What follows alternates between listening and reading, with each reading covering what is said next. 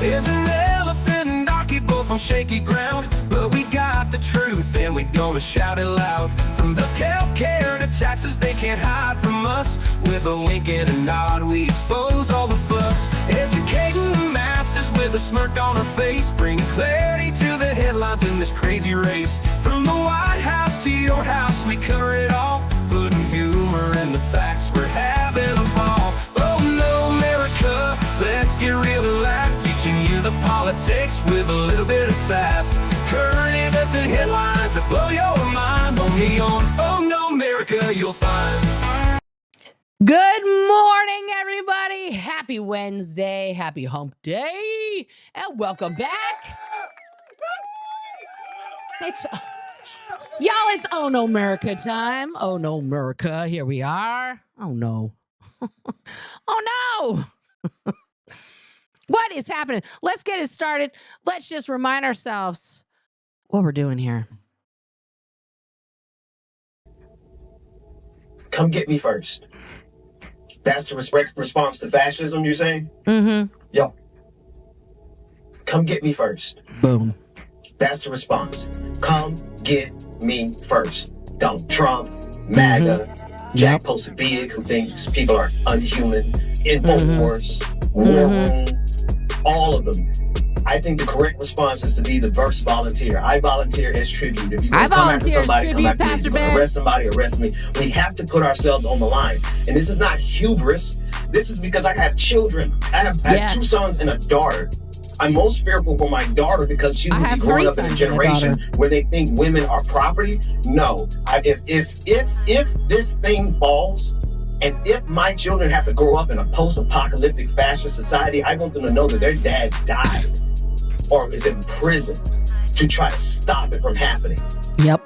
Correct response to fascism, you're saying? Thank you, Pastor Ben. That is the only response to fascism. It's the only response. All right?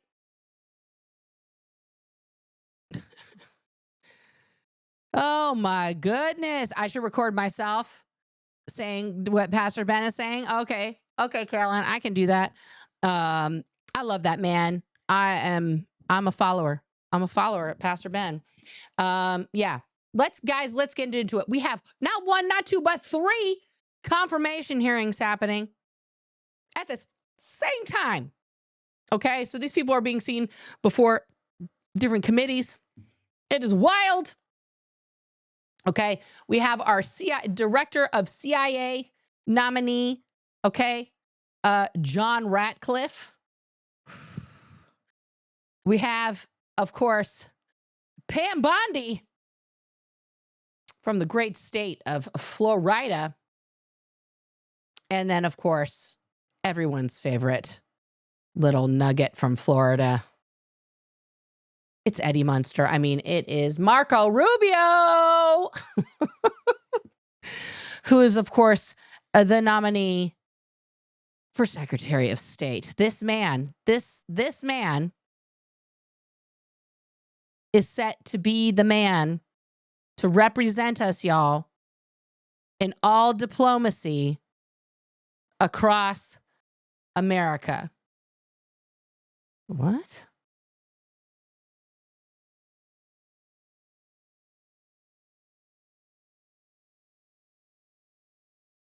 Oh, God. Please tell me these are fake texts coming through right now.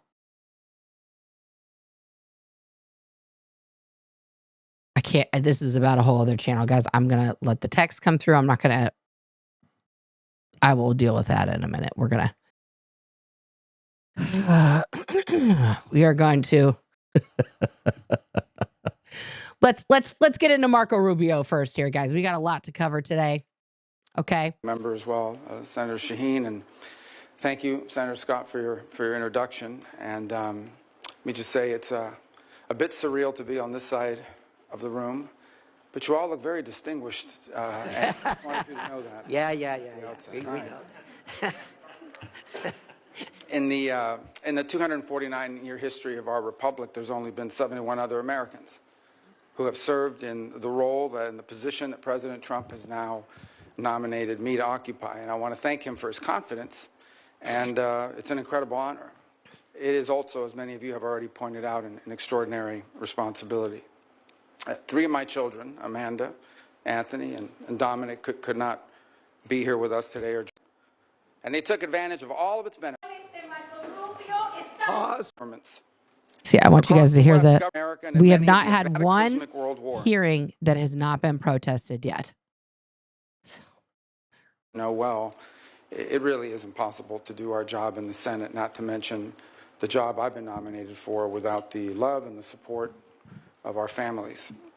I'm also very pleased that my sisters, Barbara and Veronica, my nephew Orlando, are joining me here today. And to me, it's a reminder that the path that brings me to this moment was paved by those who are not here with us today, by 2 parents who arrived here on May 27th of 1956 from Cuba, and they had nothing but the dreams of a better life. And because of them, I had the privilege to be born a citizen of the greatest nation in the history of mankind, and to be raised in a safe and stable home by parents who made their children's future the very purpose of their lives. I also want to acknowledge all the blessings that God has bestowed upon me in my life. My faith is critical, and it's something I will lean and rely on heavily in the months that are ahead. In a tumultuous world where, in my faith, we are called to promote the cause of peace and the common good. And that task has gotten harder than it's ever been. And I will rely heavily on my faith and pray for God's blessings, that He will provide me the strength, the wisdom, and the courage to do what is right in these tenuous moments. At the end of the Second World War, the United States was, in the words of then Secretary of State, tasked with creating an order, a world order, a free half, as he quote in his quote, out of chaos, without blowing to pieces, without blowing the whole of the world into pieces in the process. And in the decades that followed, that global order served us quite well. Americans' incomes rose and communities flourished. Sure. Alliances emerged in the Indo-Pacific. Remember, guys? Remember in the 50s during the Cuban Missile Crisis, how great everything was? In Europe, that led to the emergence of stability and democracy and prosperity in these regions. Okay, I'm gonna rewind it a little bit and slow it down to normal speed. Right? Notice he's talking about the good old times, okay, and like how great everything was.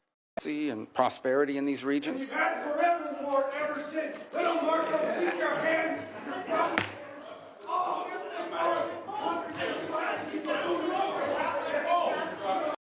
Yep. Oh, what? Multiple people. They're going to push an old lady out. They're shoving an old lady out of the hearing. Did you guys see that? Did you guys see that? They just picked up. She wasn't even saying anything. Let's go back. Let's go back. Forevermore ever since. Little Marco, keep your hands. He's like, ah. Okay, now they've got this guy. You guys can see him. Now, what this photographer's a little bit in the way, but you can see, guys, people are dressed up. They're ready. They've marked themselves. They're in the pink. They're ready to protest. Okay, let's see what happens to the old lady, because I'm pretty sure she just got picked up. She wasn't even doing nothing. Look at that. Did she fall down? They pushed her down, and then 2 security guards picked her up. Look at her. She's like, what are you doing? Now there's another lady being escorted out. This lady's being escorted out. This elderly woman's being escorted out. Look at them pushing her. Look at them pushing this woman who's probably someone's Nana. They cannot get her out of this hearing room fast enough.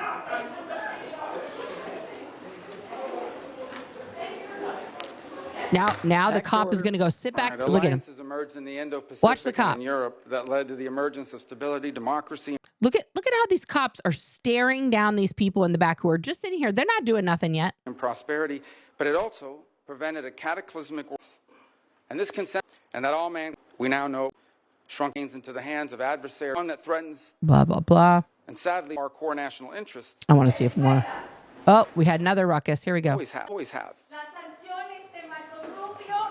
So let's see what he said right before that. While America far too often continued to prioritize the global order above our core national interests, other nations continue to act the way countries always have. Pause. So she's yelling at him in Spanish about the babies in Nicaragua and somewhere else. And she's getting thrown out. Look how fast they took her out. Back to order. I get bilingual protests, which is, I think, is an entry cool. I get bilingual protesters. As you know, that's a first here for us, at least in recent times. Order. All right.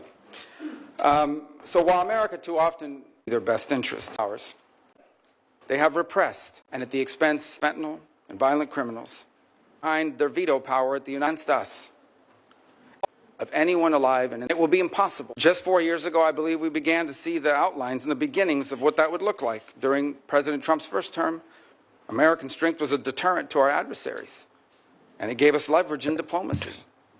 There were no new wars. Now, guided by a clear objective, I am confirmed, keeping an unimaginable array of programs in the act, and that our rights come to Trump. Policy is clear, justified by the America more prosperous power will over America. And a foreign policy is not that a foreign, and for our country, America, how can America, if it is not, Either way, the result's the same. can earn your support, whether it's because you believe I will do a good job or because you want to get rid of me. Thank you. Either way, the result. You want to fire me from the Senate? Or you think I do a good job? Either way, I hope you vote yes. Because you're stuck with me. What a tool. What an absolute tool. Why was that only a clip? I thought I brought up his whole thing because I want to see his whole thing so we can get more. Oh, what's happening here? Okay, the Gaza ceasefire. Okay. Yeah, I want to see live. I don't want to see the featured clip. If other vacation rental platforms offer a flurry of guests coming and going, it's like a nightmare. Opportunities that we should be exploring. And so it's one that we need to show us commitment. If I'll be frank, incoming President Trump will prioritize that. So I want to see who's asking him and they questions. hide behind their veto power. In Rubio. All critical. So obviously, I think you'll see our nominees for the deputy posts, which are critically important. They're not doing the all the split screen here undersecretaries as well. In this, and what I've in this one, they don't have enough cameras. Interview and identify people, and I believe I've met with and interviewed most of the candidates for those top posts. Is I want to bring you people that are three things. Number one, are aligned to the mission. I think that's critically important. Whether they be foreign service officers, I'm not talking about political alignment. I'm talking about alignment with the mission. Are you sure, Mario? You're not talking about political alignment? That we've outlined for American foreign policy. Right, for Project 2025. Got it. Which is one of the things that I think has hurt the State Department under numerous administrations, is sometimes the mission, or what it is, the core mission of the department has not been well defined. So that's on us, and it's our obligation to define that. So number one, aligned to the mission. Number two, the capability to do the job. And I can tell you now that in my entire service on this committee, which spans 14 years, we always had fellows from the Department of State, I believe all of whom are still in the service of our country. So he's talking to his homies on a committee that he used to be on. Like, I feel like the tough questions are not coming for him. Oh, here we go. Let's see what Mrs. Shaheen says. You talk about how your views on Ukraine have developed and where you are now and what you think is important for us to do in order to ensure that there's the strongest possible negotiating position if Ukraine and Russia do get to the negotiating table. Sure. First, let me point out, and although I'll still speak to my view of the process, that I voted against that bill because I said I would not vote for a bill unless it addressed the crisis at our southern border as part of the overall arrangement. That First of all, what does our southern border, the border that touches Mexico, have to do with Russia and Ukraine? It's not even in the same ballpark. They are two separate issues. I'm so tired of politicians who are like, well, I'm not even going to discuss peanut butter and jelly until we talk about the wheat crisis. And I want to have wheat and peanut butter and jelly together in the same conversation. Like, no, the border is an issue. Ukraine and Russia are a separate issue. Do not put those two together. Come on. It was not done, and so I voted against it. That said, here's my view of the situation. Once this war became what we now know it is, and that is a war of attrition, a stalemate, a protracted conflict, the dynamic on that situation has changed. It has. And I believe, and I think that this echoes with the president. Let me first echo the president's words and what he said in an interview about a year ago. He was asked about the war in Ukraine. He says, I want the dying to stop. Which president are you quoting? I think Biden said this. Yeah, everybody wants the fucking dying to stop. People to stop dying. I want the killing to stop. And frankly, I don't know how anyone could say they don't. the destruction that Ukraine is undergoing is extraordinary. It's going to take a generation to rebuild it. Millions of Ukrainians no longer live in Ukraine. And the disruption, that means how many of them are going to come back? And where are they going to come back to? Even as I speak to you now, the Ukrainian infrastructure and their energy infrastructure is being decimated in ways that are going to cost hundreds of billions of dollars to rebuild over the next decades. So this is an important conflict. And I think it should be the official position of the United States that this war should be brought to an end. And the question becomes, what role can we play? And I think the first is by making that abundantly clear. And my differences with the Biden administration throughout this process is that they never clearly delineated what the end goal of the conflict was. What exactly I'm pretty sure President Biden was like, knock it off. were we funding? What exactly were we putting money towards? And many occasions sounded like however much it takes for however long it takes. That is not a realistic or prudent position. The truth of the matter is that in this conflict, there is no way Russia takes all of Ukraine. The Ukrainians are too brave and fight too hard, and the country is too big. That's not going to happen. It's also unrealistic to believe that somehow a nation the size of Ukraine, no matter how incompetent and no matter how much damage the Russian Federation has suffered as a result of this invasion. Uh-oh. Did Marco just say bad stuff about Russia and that they are incompetent? I think Putin is calling Trump right now to tell him to withdraw Marco Rubio. There's no way Ukraine is also going to push these people all the way back to where they were on the eve of the invasion, just given the size dynamic. I saw a quote recently, and I wish I could attribute to who it was, but the quote was, and I think it was very wise, where they said the problem that Ukraine is facing is not that they're running out of money, it's that they're running out of Ukrainians. There's a size differential here that's important. Now, what Vladimir Putin has done is unacceptable. There's no doubt about it, but this war has to end. And I think it should be the official policy of the United States that we want to see it end. Now, what that master plan looks like it's going to be hard work. This is not going to be an easy endeavor, but it's going to require bold. So he doesn't even have concepts of a plan, guys. He doesn't even have concepts of a plan to that question. It's going to be hard work. It's going to look like Ukrainians a lot have leverage, but they also will have to make concessions to reach this agreement. It's going to be very difficult. This will not be easy. Conflicts of this nature that have historical underpinnings to it are going to require a lot of hard diplomacy and tough work. But that's hard diplomacy, diplomacy, guys. This conflict needs to end. Well, I'm out of time, but I appreciate your last comment about the importance of leverage, and it's important for the United States to do what we can to help provide that leverage to Ukraine so that they can be in the best negotiating position possible with Russia. Thank you very much. Thank you, Senator Shaheen. Senator Ricketts. Thank you, Mr. Chairman. Well, Senator Rubio, congratulations on your nomination to this very, very difficult job. I want to thank you for your previous service in the U.S. Senate and your willingness to take on this job. Blah, blah, blah. And I also want to thank your family as well for their support for you to be able to be a U.S. Senator and to apply for this job as Secretary of State. And I want also to express my gratitude to all the members of the State Department. We have a lot of people who... Hey, I'm really bored on this committee, bro. Remember when we were friends on this committee? I would sincerely love an ambassador appointment somewhere, bro. Who else do I need to thank in your family? Did I thank your dog? Bro, save me. Save me from the Senate. Save me. choose to serve our country overseas, spend time away from their friends and family, and I can't think of a more noble calling. You're taking over a department that's very, very important to us. I would like Jake to Sullivan, be somewhere President else. Biden's national security advisor, Can said, I be in the quote, Bahamas? "The American people are safer and the country is better off than we were 4 years ago." Let me repeat. The American people are safer and the country is better off than 4 years ago. I don't know who believes that. I believe it. I don't believe that. I think the election results demonstrate the vast majority of Americans don't believe that. We don't believe it at home. Vast Inflation majority of over the last 2 Americans who are in a cult. The PRC has hacked our Treasury Department, including Okay. CFIUS. Continuo has been described as the worst telecom hack in U.S. history. Sabotage important undersea. Yeah. Oh, no, this is a failure under the Biden administration 100%. That China has hacked our treasury. China has hacked Verizon, T-Mobile, and AT&T. China is having their way with whatever the fuck they want in this country because we are operating with a gerbil running in a fucking, wheel trying to make shit happen in this country with wishes and dreams and duct tape. And China is like, they're in the year 3000. Okay. Communication cables in Asia and Europe. Yeah, Deployed we're not ships getting to no the South cheaper China Sea to eggs harass either, our allies in narrator. the Philippines in their own territorial waters. Simulated a naval blockade of the Japanese islands for the first time. Conducted the largest naval drills in decades targeting Taiwan. Yeah, because guess what? While we were sitting here shitting on China going bankrupt, begging them for money, they were actually in the works of developing all the shit they needed to become a 22nd century fucking country. And we kept sitting here saying, China's so stupid. They're so far behind. Who cares about them? They're a third world country. They can't do anything. And they were like, oh, bet. Let us cook, homie, because here we come. Like shit. Taiwan and the broader Western Pacific, revealed new mobile piers suitable for a Taiwan invasion, unveiled advanced aircraft and launched the world's largest amphibious warship, and they've allowed Iran to draw down and ship nearly 3 million barrels of oil from a storage site in China. Yeah. Who did that? Trump. Trump made that shit happen when he was like, yo, Xi Jinping, oh, fuck you. Remember when Trump got into a beef with Xi Jinping 8 years ago? Does anybody remember that? I remember that. He thought he was going to be like with Putin. Hey, Xi, let's be besties. I wrote a letter to Kim Jong, and he loves me, and Putin loves me. Won't you love me too? And Xi was like, you're disgust. No. And then he was like, oh, okay. It's on like donkey. I'm not going to make my ties in your country anymore, bitch. Yeah, Xi Jinping knows who the fuck Trump is. He didn't take his bullshit. It's obvious that Xi Jinping is positioning his chess pieces in preparation for war. He's directed his military to be prepared to take Taiwan by 2027, and folks, that's only 2 years away. Guys, did you know that 2027 is 2 years from now? Shit. I did not.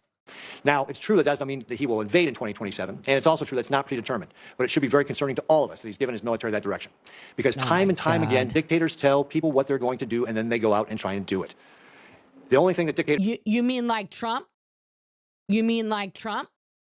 ...respond to is force, strength, peace through strength. This was something Ronald Reagan understood a long time ago. Yeah, and look at all the great stuff Ronnie got done for us.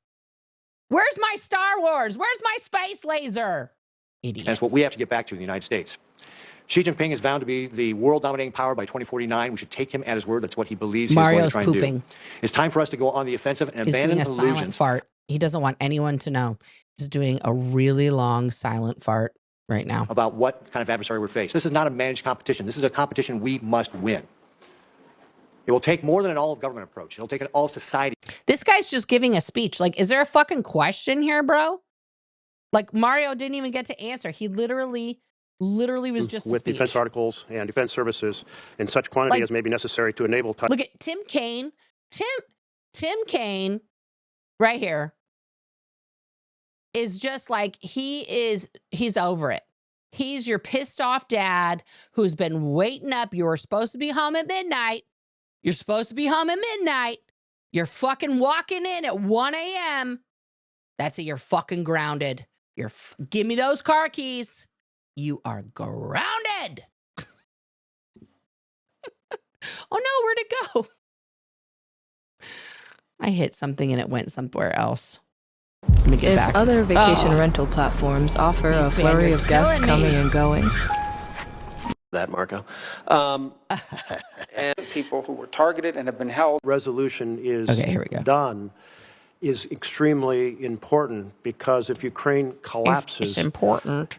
I'm from Oregon. I live here, and most Oregonians are exactly like this guy. Outdated haircuts, and then they seem always concerned about everything that's going on. I just feel like you're not listening.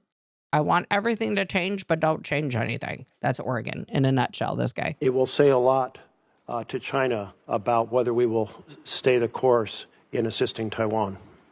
Not to mention, it will be a catastrophe for democracy and a catastrophe for the Ukrainians. I don't know if you share that view. Well, I think, first of all, our goal, as President Trump has stated, is he wants the dying to stop. He wants the killing to stop. So it's very...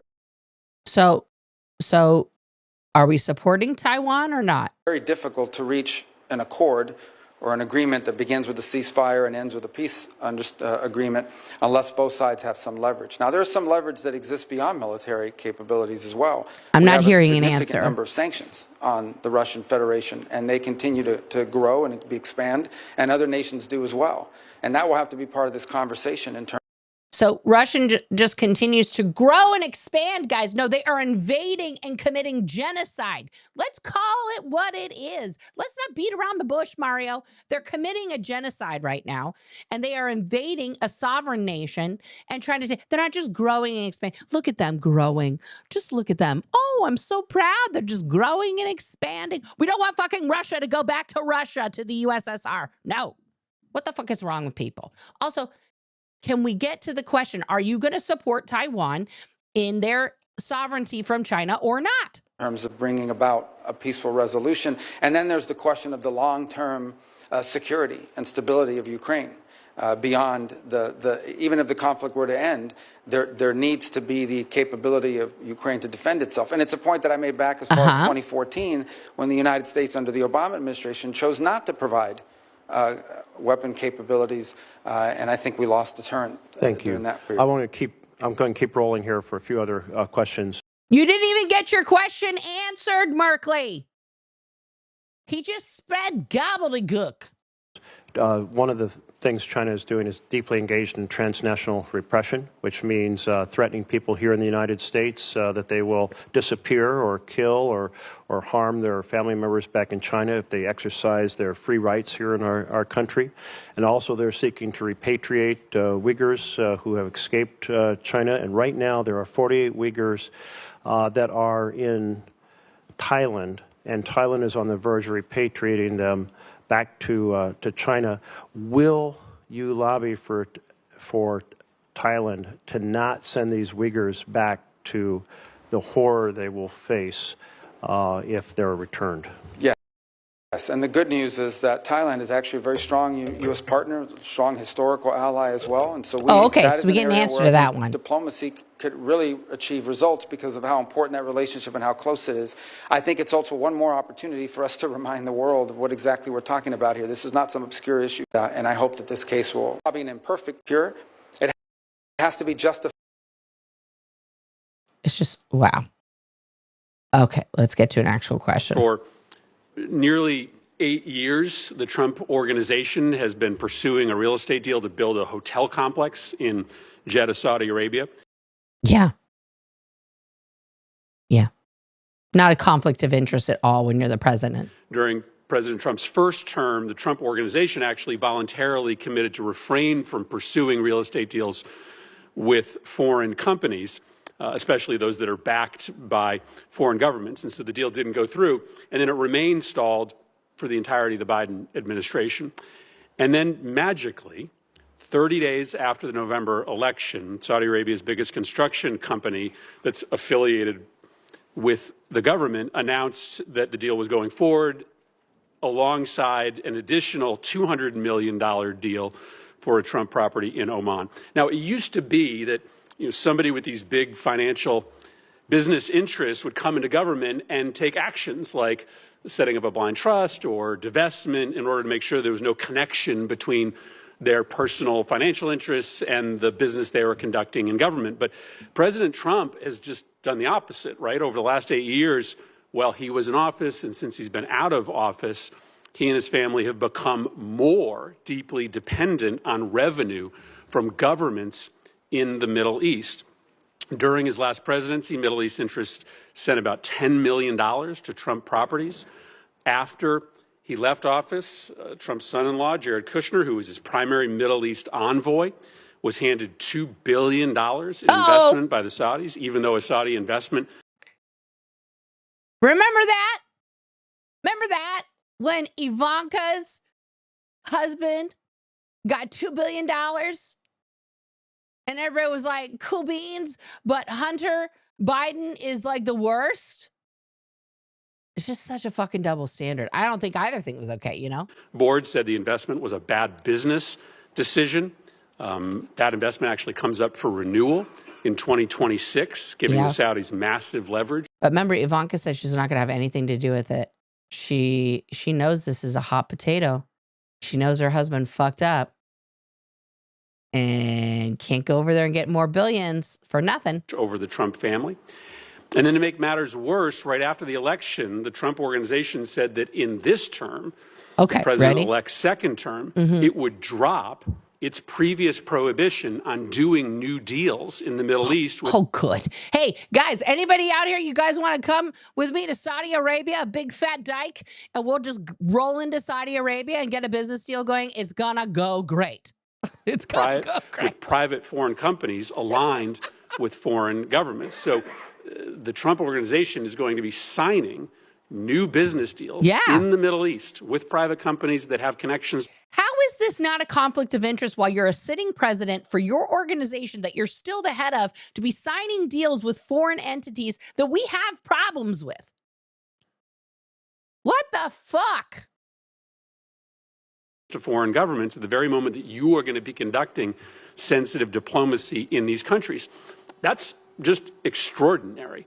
That is good luck, the narrator. This country You're gonna have good has luck. a president been, I mean, literally receiving cash from foreign governments and from foreign companies that are backed by foreign governments in the middle of their term. It's called pay to play. If you or I had done this as senators, we would be in violent violation of.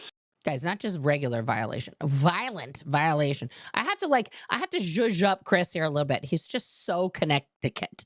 You know what I mean? Senate ethics rules. That's not permitted on the Foreign Relations Committee. And so I guess my question to you is a pretty simple one. Oh, okay, finally, the question. Do you see how this fundamentally compromises your diplomatic efforts? Do you have an issue? Guys, I'm playing him at 1.5 speed. 1.5 speed. Listen to him at regular speed. Raise an issue with the president about his growing financial connection with the governments that you're going to be negotiating with? Well, first of all, I am not neither authorized nor in any position to give you sort of any insights into any of these arrangements you pointed out. You know, you mentioned Jared Kushner as an example. He's a private citizen, happens to be a Floridian. I don't know what, if any, engagement he has in the work that's going on. Yeah, he's just a private citizen who happens to be married to the president's daughter, who's working for the president's organization and collecting funds on his behalf, which he's still the head of while a sitting president. I'm not aware of any conflict. I don't know what you're talking about. Now, I can tell you what I know. Obviously, I'm not in the State Department yet, but I can tell you as an example, the president's envoy to that region, who was charged, Steve Witkoff, who was charged with being an envoy towards reaching an accommodation between the Israelis and the Saudis, has been working cooperatively and together with the Biden administration. And in fact, I dare say that all involved deserve credit for the ceasefire that the chairman's just announced. But Steve Witkoff's been a critical component of it, and he has been involved in it from day one. I think the broader consideration about whether we want to see a Saudi-Israeli mutual recognition and relationship would. What the fuck does the ceasefire have to do with Jared Kushner getting billions of dollars from Saudi sheiks for an investment for the Trump organization? And Trump announcing that he's gonna, lift the ban. Let's stay on target. Let's stay on target. Would be one of the most historic developments in the history of the Secretary region for of all State, the factors we Katie. discussed here today. It would be, and one of the impediments to it has been this conflict and the ongoing conflict and the lack of a ceasefire. I also think it's going to be important for the Saudis and others to be participants in post-conflict stabilization efforts in Gaza and beyond. Sure. That's what we need. I'm sure that's what the Israelis and the Palestinians want. Absolutely. So all I can tell you is that what I've said from the very beginning, from the opening statement, and that is our foreign policy is going to be driven, as the President's made abundantly clear, by whether some action makes America is in the interest of the United States and our national security. And that's what it's going to be driven by, and that's how all these policies should be judged by, and that's certainly the job that I believe I've been tasked with executing on. Well, let me then simply ask you this question. Do you believe that the president should refrain from doing new business deals with Middle East governments during his term in office? Well, my understanding, again, I'm speaking out of turn, but the president doesn't manage that company. His family members do, and they have a right to be in the business. I mean, that's. The president doesn't manage the Trump organization. He didn't get a paycheck from them. He doesn't get dividends. He's not a stockholder. Listen, Jimmy Carter, when he got elected president of the United States, sold his family farm so that he would not have a conflict of interest. And today, in the year of our Lord 2025, we're going to say, oh, somebody else runs that company. It ain't got nothing to do with him just because it says Trump, Trump, Trump, Trump, Trump, Trump, Trump. What? What? Okay, we're gonna Mario's gonna Mario here. This gentleman here, no, I don't.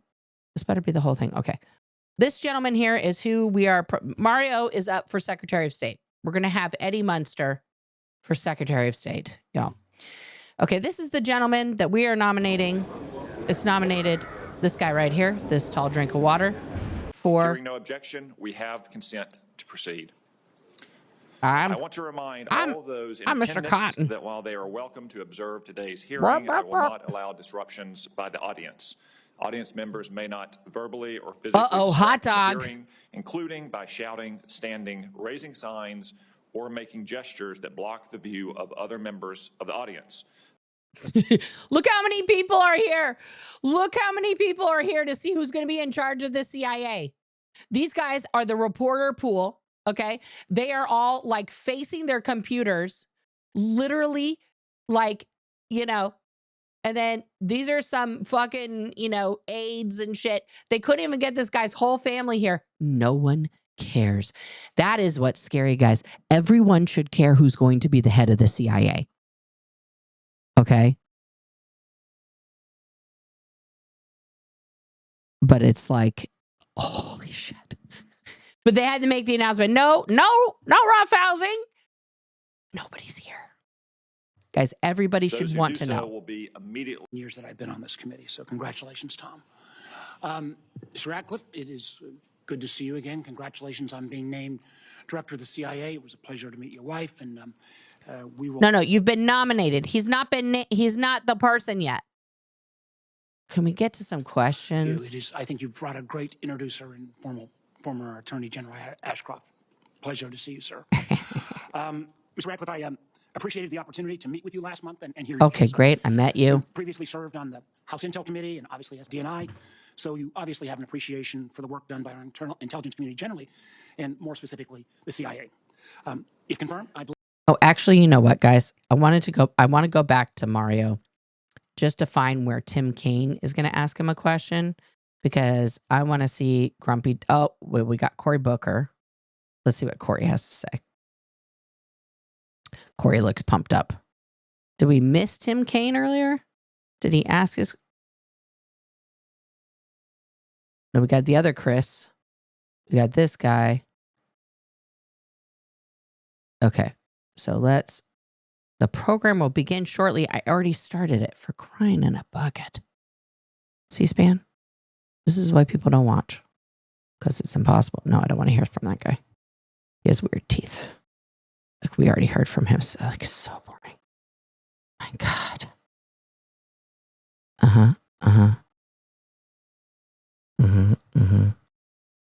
Yeah, they got to take their half an hour lunch. He's back. Okay, let's get to Bookie Books.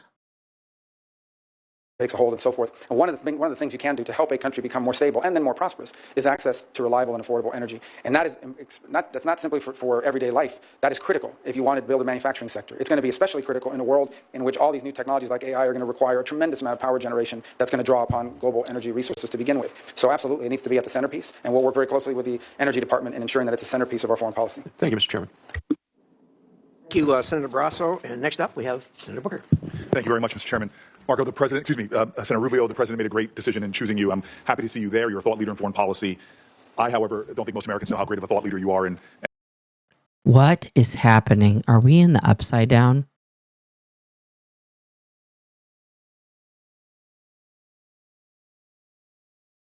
Is he congratulating Marco Rubio and giving him compliments about being a good thought leader? I think I died. NCAA, NFL, and high school football. And I'm a little disappointed that you're not going to be the head of the NCAA right now. Not yet. We sat in my office recently. I told you about my concerns about Africa right now. Democrat Republican administrations have not prioritized the continent. It is literally the fastest growing continent on Earth. We now see the future by 2050. Well, actually, it's just the biggest, but it can't get any bigger. It's not expanding. 1 out of every 4 human beings on the planet will be in the continent of Africa. And yeah, it's always had a massive population, and people just have been ignoring it, degrading it, demeaning it for centuries, and then, yanking people out of it to enslave them. And now we're going to pay attention to Africa as a continent. Now we're going to take them seriously as countries. Gee, I wonder what could be happening. Could it be natural resources? And because of the demographic issues we have around the globe, from Europe to the United States to even China, 1 out of every 3 working people on the planet will be in Africa. It is. So now we're all moving to Africa? But Africa's not a country. So which country in Africa are we moving to? Why are we moving there? Rich with arable land and critical minerals. It has an economic potential that could create tremendous markets for American companies and American businesses. So instead of working with China, we're going to work with Zimbabwe. Okay. More than this, we know, while it has incredible assets and opportunities. There it is. There it is, guys. Assets and opportunities. It's called liquid gold and diamonds and gold and water, and we're gonna just steal from the continent of Africa because it hasn't been properly raped yet. The lack of focus on Africa can endanger the whole planet. We know in the days of infectious diseases, for example, an outbreak of an infectious disease anywhere is a threat to public health everywhere. More than that, we see the climate challenges, migration patterns there threaten to destabilize the Middle East and other areas. So the migration patterns are already fucked. So what you're proposing, Corey, is that 1 in 3 workers is going to move their human ass to some country in Africa, and we're just going to start building shit for humans to live in. Where are the animals going to go?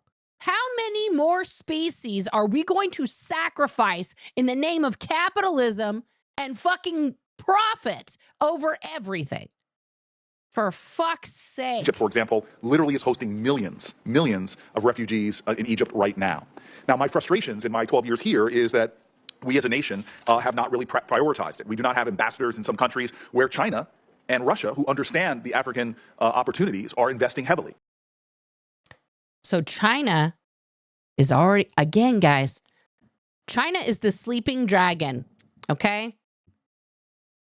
And they were like, oh, you don't care what we're doing? You just think that we're undereducated and we don't have real technology? Fuck you. We already have a huge continent. We're going to take the next largest continent. It will be ours. It will be ours.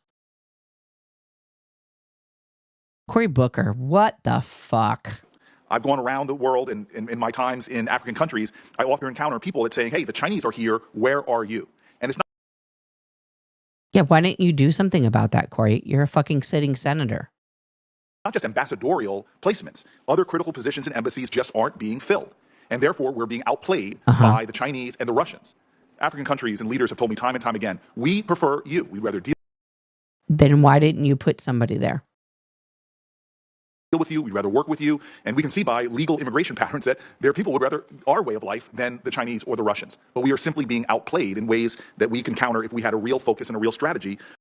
Yeah, if we weren't spending billions of dollars on other bullshit that means nothing. But also, have you guys never played the game Risk? I don't think any of these people have played Risk. The Chinese and the Russians have the whole fucking board. We're down to one guy. For engaging Africa. And the impact of U.S. engagement is real. And the backbone of our diplomacy is that diplomat abroad, is that Secretary of State on down, people saying. Right. The backbone of our diplomacy is who we can send to Africa, send to the Congo, send to Ethiopia, to Rhodesia, to Zimbabwe, to South Africa, to, whatever country, okay? And that person is going to make America great. We're going to be, that person's the shining beacon of America just by being there. Just by being there. Just show up. Just be American and be there. No, bitch, we have to do stuff for these countries. Give them infrastructure. Help them fucking build real electrical, shit and Wi-Fi. They got no fucking internets, man. They're in, come on. China's giving them real shit. This is a priority. I said this to you in our office, and I want to make it plain now that we are at a point in this country that what we do in the Senate and in the White House and in the State Department are planting seeds for the future. We could reap a tremendous harvest in 10, 20 years, prioritizing and emphasizing our work in Africa. And not to do so underlines that we've already positively name-checked in this confirmation hearing. It is so important and vital that work continue. Or through the State Department. But really, when bellicose statements come from other parts of the government, actually the State Department is the one that shows up and tries to still have a conversation. In the past, I think because of remarks, you had been banned from travel to China. The ambassador that's been nominated also has had statements that make us question whether or not he'll be received in China if he becomes the ambassador to China. When Blinken and Yellen went to China recently, they decided, and I'm not arguing with the goal was to get China not to sell dual-use parts to Russia to use in the war against Ukraine. A noble goal, I share the goal. But they got to China and they shamed them in public and called them names and told them they're terrible people and they should quit doing it. I would argue that there's another way to try to get behavioral changes. I would argue that the opposite of sanctions is trade. And so we have a lot of sanctions on China. If I'd been the one going to China with a mission, I would have said to China very quietly, we may not be able to undo everything, but perhaps we could undo one bit of sanctions that will enhance your economy by X amount if you'll agree to quit selling dual-use parts to Russia. And I think that's just it's a different look on things, and I don't think we're getting it very often. I guess my hope is that you will think about a different way of doing business other than just saying, let's sanction everybody and let's call people names we don't like, because I don't think it helps. I think it actually makes the situation worse. And that doesn't mean we curl up in a ball and just say do whatever you want, but there has to be adamant, and so are many Republicans. These glasses are freaking me out. I can't look at We them. also discussed the volatile situation in the Middle East, and the return of hostages. This is just like a speech center. Where's Tim King? Where's Tim King's questions? Challenges that you've addressed posed by October 7th. Thank you, Ms. Rosen. But it showed something. They had to extend the dais so Senator Curtis and I could actually sit with at the big boys and girls table.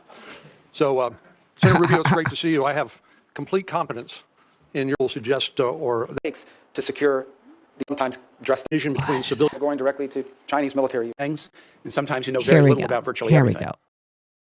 Let's see what Grandpa Kane has what to say. is the right policy? I can care less whether American companies want to build more Burger Kings or Starbucks in China, but I do care if American companies are investing in dual-purpose technology or in ways that would undermine the national security of the United States. Do you share that concern? Absolutely. And in fact, I shared it beyond just simply what you've discussed. This was a few years ago when the thrift savings plan, Let me throw you a 401k softball. basically for federal workers, was investing in Throw you funds a that were going softball. directly Do to you Chinese think China military use. should So you think about develop it, there were people dual-purpose serving in the armed forces of the shit United States so that they whose can retirement sell it funds to were being whoever? invested in companies that were building the weapons designed to one day blow the ship that they served on, even the Indo-Pacific. And in the case of other private sectors, you're right, every sector is not created equal in terms of the threat they pose to our country, but at a minimum, we should have insight into whether American investment dollars, be they institutional or individual, are going to the funding of activities designed to undermine the United States of America. That's a core national security interest. Thank you, and Godspeed. Senator King. Thank you, Mr. Chair. Ranking Member Shaheen, welcome the opportunity to work with you in this Congress. Senator Rubio, congratulations on your nomination. If you're watching the hearing, you probably notice senators coming in and out, and most people understand why that is, but for those who don't, we have a lot of other hearings, a lot of other responsibilities. We get in a queue and kind of know when our questioning time is coming up. I decided that I would show up, albeit 11 minutes late, and say, because this is so important to the country and to me, but I think for those of you who have watched this hearing that was gavelled in at 10, what you've seen is a nominee who is extremely well prepared. We're used to seeing nominees who know a lot about a couple of things, and sometimes you know very little about virtually everything. But I think you've seen a hearing with a nominee who agree or disagree with the points he's made. He's not talking out of a briefing book. He's not having a thumb through a binder to decide how to answer a particular question. I've always been struck in working with Senator Rubio on this committee since I came to the Senate in January of 2013 that he has a very well-developed sense of the world and a passionate interest in all corners. Look, he's getting a compliment, and he's not even like happy about it. For two reasons. One, we have worked together significantly on legislation touching many different areas over the years, and one was referred to by Senator Shaheen, legislation to send a clear message that NATO and the U.S. participation in NATO is not just simply an executive priority that could come and go depending upon the Article II Commander-in-Chief, but it was also something so important that Congress would say that the membership of the United States in NATO is something that Congress would want to weigh on should there ever be a decision by an executive that we should back out of NATO. And I think sending that message from Congress has been a very important thing that has led to a NATO that is expanding. Finland and Sweden, where the polling would have been de minimis 10 years ago for joining NATO, are now in. And I think a strong message from Congress is part of that. Obviously, the fear of Russia is a huge part of it, but a strong message of congressional support is part of it. I'm particularly proud that the Virginia National Guard has now struck a deal under the State Partnership Program where we are partners with the military in Finland, a very capable military. And the first exercises of the Virginia Guard with the Finnish military will start next month. I'm very excited about that. The second reason I was particularly gratified to see Senator Rubio nominated for this position is he cares about the Americas. I cast my first vote in a presidential election in 1976. I have not seen a single administration, Democratic or Republican, that has devoted enough attention to the Americas. We devote attention to it in a time of crisis and then move our attention elsewhere. And by that, we mean like Puerto Secretaries of State have Rico, often American thought that the world Samoa, only has an east-west axis and not a etc. north-south axis. And Senator Booker addressed that with his questions around the attention that should be paid by the United States to Africa. I feel that very strongly. No. Okay. The people there that are the good guys we're that you can gonna partner get with out of this is one. very, This very- is driving me nuts. Let's go back to this guy who is just so happy to be here. Served as both ODNI and head of the CIA. Echoing a little bit of what Senator Cotton said, the agency you have nominated to is facing unprecedented number of challenges, which I believe as well requires a great deal of leadership. These challenges ranging from the conflicts in your Gaza, Papa. truth to those he works with. And the Right, Ashcroft. To the fullest extent possible, all members Look of at the him. Committee of Intelligence Activities and Covert Actions, rather than only the chairman and the vice chairman. Yes. All right, thank you very much, Mr. Radcliffe. The floor is yours for your opening statement. Thank you very much. Let's see what he has to Cotton, say. Vice Chairman Warner, and distinguished members of the committee, for the opportunity to appear before you as the President's nominee for the Director of the Central Intelligence Agency. I've enjoyed meeting with each of you individually, and I look forward to answering your questions today. Thank you to my friend and mentor, former Attorney General John Ashcroft, for being here today and for his gracious and humbling remarks. Sir, I am forever grateful for your faith in me. Thank you to Director Burns and your excellent team at the CIA for your commitment to a smooth and professional transition. I'd like to recognize my amazing family, my wonderful wife, Michelle, our 2 daughters, Riley and Darby, my 5 brothers and sisters, and watching from above, my parents, Bob and Kathy Radcliff. I simply have no words to adequately express my gratitude to all of you. And finally, thank you, President Trump, for the great honor of nominating me and doing things no one else can do. To the brave CIA officers listening around the world, if all of this sounds like what you signed up for, then buckle up and get ready to make a difference.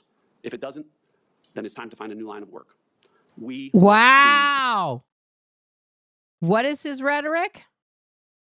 Terrorism and national security, and then U.S. Attorney for the Eastern District of Texas. As a congressman, I was a member of the House Intelligence, Homeland Security, and Judiciary Committees. As Director of National Intelligence, I had the privilege of working closely with President Trump and oversaw 18 agencies of the U.S. intelligence community, including the agency I now have the honor of being nominated to lead. In each of these roles, I served with fidelity to the Constitution and a strict adherence to the rule of law, and I have always prioritized American civil liberties, something I will continue to do if confirmed to serve again.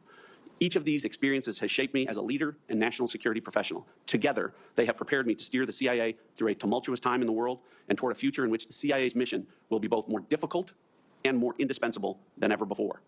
If confirmed, my leadership at CIA will focus on setting and communicating priorities and demanding relentless execution. Above all, relentless execution of his priorities. What the fuck are those priorities? all will be a strict adherence to the CIA's mission. We will collect intelligence, especially human intelligence. Okay, that's your fucking job.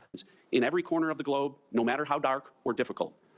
That, again, that's your fucking job. We will produce insightful, objective, all-source analysis.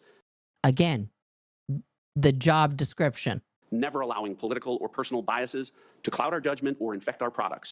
Again, the job description and what you pledge when you become an agent. Okay. We will conduct covert action at the direction of the president. There it is. Going places no one else can go and doing things no one else can do. We will conduct covert operations at the direction of the president. No, sir. You're the director of the CIA and you're supposed to direct those operations. The president doesn't run the CIA. That's not how that works. You guys go do things that protect the country. And then the president's like, yay, we protected the country. He doesn't get to tell you, you know what? You know who I really hate? I got this guy. I need you to go get him and fuck his shit up. Like, no, that's not how that works. Oh, holy hell. In the private sector that broaden their perspectives. I am committed to protecting and supporting CIA's work. Innovation, the agency must provide the president and U.S. policymakers with the best possible intelligence to inform their decision-making in hopes of preserving peace and spreading prosperity. This is our once-in-a-generation challenge. The intelligence is clear. Our response must be clear as well. I'm honored.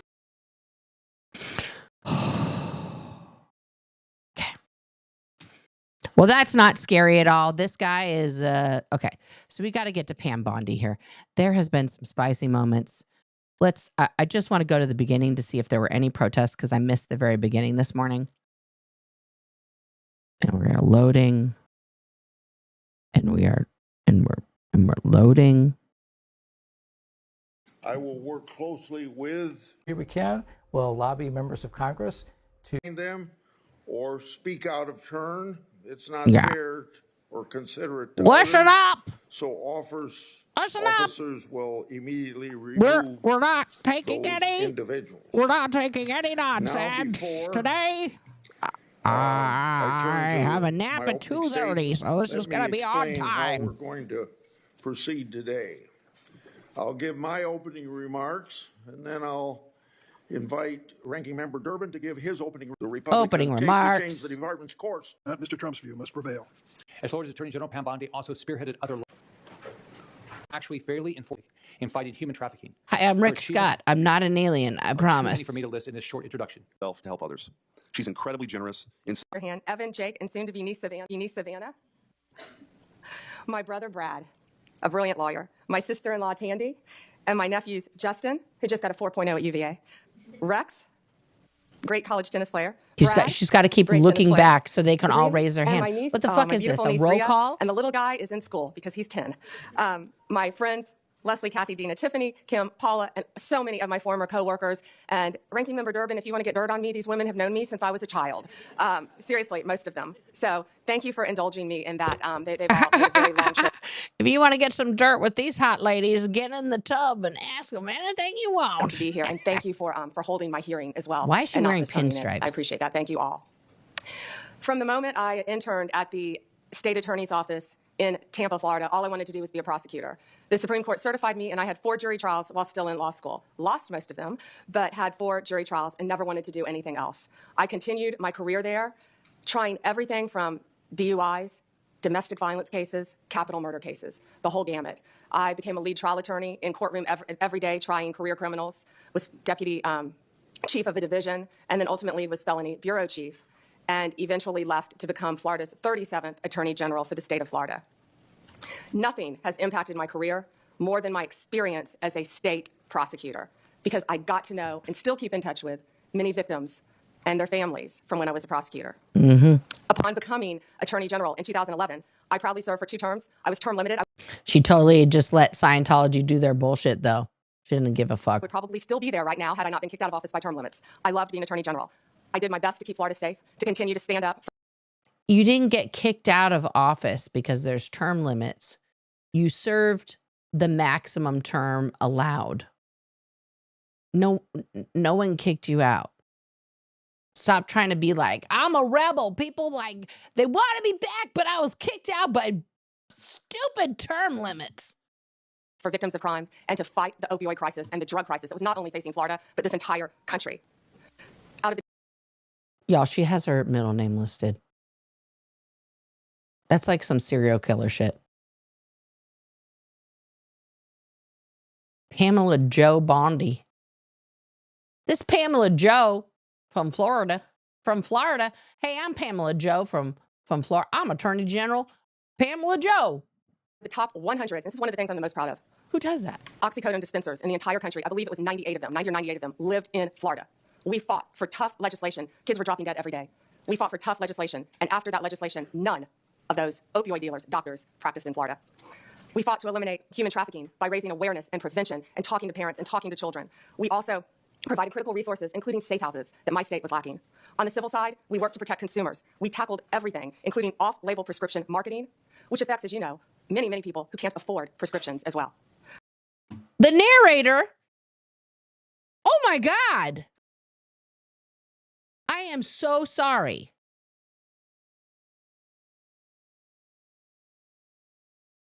I am sending all my love to your son. I hope it's not something serious. I hope it's just, I mean, I don't know what brain surgery would not be serious. I don't know a lot about that. Oh my God. And let's hope your husband can get another job very quickly. I don't know where you live, but hopefully the job market is good. Oh my God. We partnered with states attorneys general from both parties and federal agents. Either I or my top staff will personally review the letters and do everything we can to respond to you. Your tenure as Florida Attorney General was impressive. You fought against pill mills, human trafficking. You eliminated a backlog of. I want you guys to notice her demeanor when a Republican is questioning her, and her demeanor when a Democrat questions her about anything. And why President-elect Trump nominated. If confirmed, will you commit? Well, answer that first. What was your reaction to President Trump making that call? I would have to listen to the tape, Senator. Well, the quote that I give you is exact. He said to the left office and was overwhelmingly elected in 2024. Do you have any doubt? I believe in this nomination hearing is not your competence nor your experience. At issue is your ability to say no. More than any other cabinet official, the Attorney General this is very important, guys. The Constitution first, and even tell the President of the United States you're wrong. The political danger and personal costs of such a decision are well documented. You have only to ask former Attorney. Look at that smirk on her face. Look at it. General Jeff Sessions and Bill Barr, whom Donald Trump sacked for lack of loyalty. And so I have three basic questions I'd like to ask you. Most Americans Look at her. She's like, I knew this was coming. believe that central to the peaceful transition of power in a democracy She's already got her answer ready. She's not even listening to the question. is the acceptance of the results of an election. To my knowledge, Donald Trump has never acknowledged the legal results of the 2020 election. Are you prepared to say today under oath without reservation that Donald Trump lost the presidential contest to Joe Biden in 2020? You ready? Let's see. Who thinks she answers the question? Yes, he lost in 2020. Put a 1 if you think she says, yes, he lost. Put a 0 if she says anything else.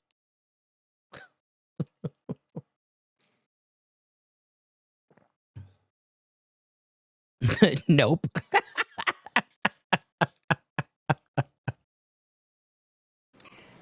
Ranking Member Durbin, President Biden is the President of the United States.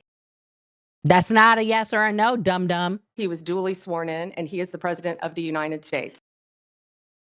But did President Trump lose in 2020? There was a peaceful transition of power. President Trump left off. A peaceful transition of power? Bitch, did you forget January 6th? The insurrection?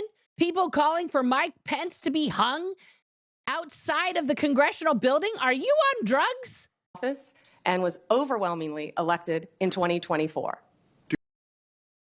We know the results of this election. Listen up, Blondie. Okay. Please answer the question. Do you have any doubts that Joe Biden had the majority of votes, electoral votes necessary to be elected president in 2020? You know, Senator, all I can tell you as a prosecutor is from my firsthand experience. And I accept the results. I accept, of course, that Joe Biden is president of the United States. But what I can tell you is what I saw firsthand when I went to Pennsylvania as an advocate for the campaign. She went to Pennsylvania, guys. I was an advocate for the campaign, and I was on the ground in Pennsylvania, and I saw many things there. But do I accept the results? I saw many things there. I'm not going to tell you what those things were. Some of them were naughty. I can't talk about it. Of course I do. Do I agree with what happened? And I saw so much. You know, no one from either side of the aisle should want there to be any issues with election integrity. No, and there never has been until Trump made it up. Did you forget, Pam, did you forget when he called the Georgia governor and was like, bro, I need you to find me 20,000 votes. Can you just make that happen for me? Okay, and then we'll be besties. I'll take you to McDonald's. Do you remember that? But that's not election interference. Trump is the only president in the history of the United States that has invented birtherism and fucking election interference in one singular lifetime. In our country. We should all want our elections to be free and fair and the rules and the laws to be followed. Yeah. I think that question deserved a yes or no. And I think the length of your answer is an indication that you weren't prepared to answer yes. Have you heard the recording of President Trump on January 2nd, 2021, when he urged the Secretary of State of Georgia to, quote, find 11,780 votes and declare him the winner of that state? No, I've heard about it through clips, but you've Pam, you're a prosecutor and an attorney general, and you never heard your cult leader, Donald Trump, call the Secretary of State of Georgia and ask for those 11,000, blah, blah, blah. I exaggerated. I said 11,780. No, Senator, I've not heard it. What was your reaction to President Trump making that call? I would have to listen. I've never heard it. I don't know what call. Does he have a phone? Listen to the tape, Senator. Well, the quote that I give you is exact. He said to the Georgia Secretary of State, find 11,780 votes. Do you have the entire context of that call? I feel like it was much longer than that and may have been taken out of context. It was an hour long. Right. And you can certainly listen. Honey, you're a prosecutor. That's a crime. That's a crime. I hope you will. Every American should. As a former prosecutor. No. Dick, why don't you have the clip? Play the clip. Fucking play the clip. What the fuck is going on here? Are you not concerned that the President of the United States called a state election official and asked him to find enough votes to change the results of the election?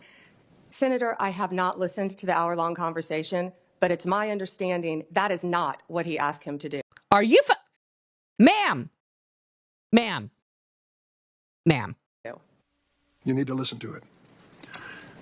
No, bitch, play it. We're in a hearing. Play this conversation. I want to see her and watch her listen to this hour-long bullshit for national television. Play the whole convo and then have her go, well, that's not what I heard on that. Are we sure that's President Trump? Like, come on. Ask a third question. Do you believe that the January 6 rioters who've been convicted of violent assaults on police officers should be pardoned?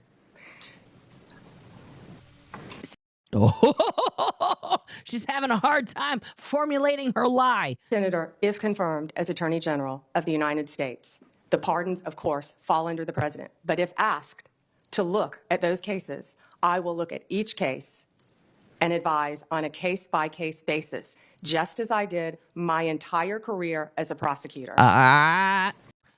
They committed treason. It's on video, like every news station. You also advise the president on pardons as part of your responsibility as Attorney General. And so I'm asking you, do you believe that those who've been convicted of the January 6 riot, violent assaults on our police officers, should be pardoned? That's a simple question. So, Senator, I have not seen any of those files, of course. If confirmed, and if asked to advise the president, I will look at each and every file. But let me be very clear in speaking to you. I condemn any violence on a law enforcement officer in this country. Let me ask you about your work as a lobbyist for Ballard Partners.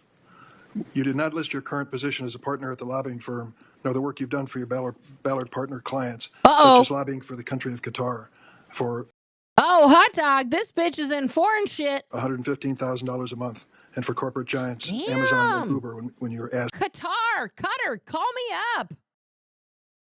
Call me up.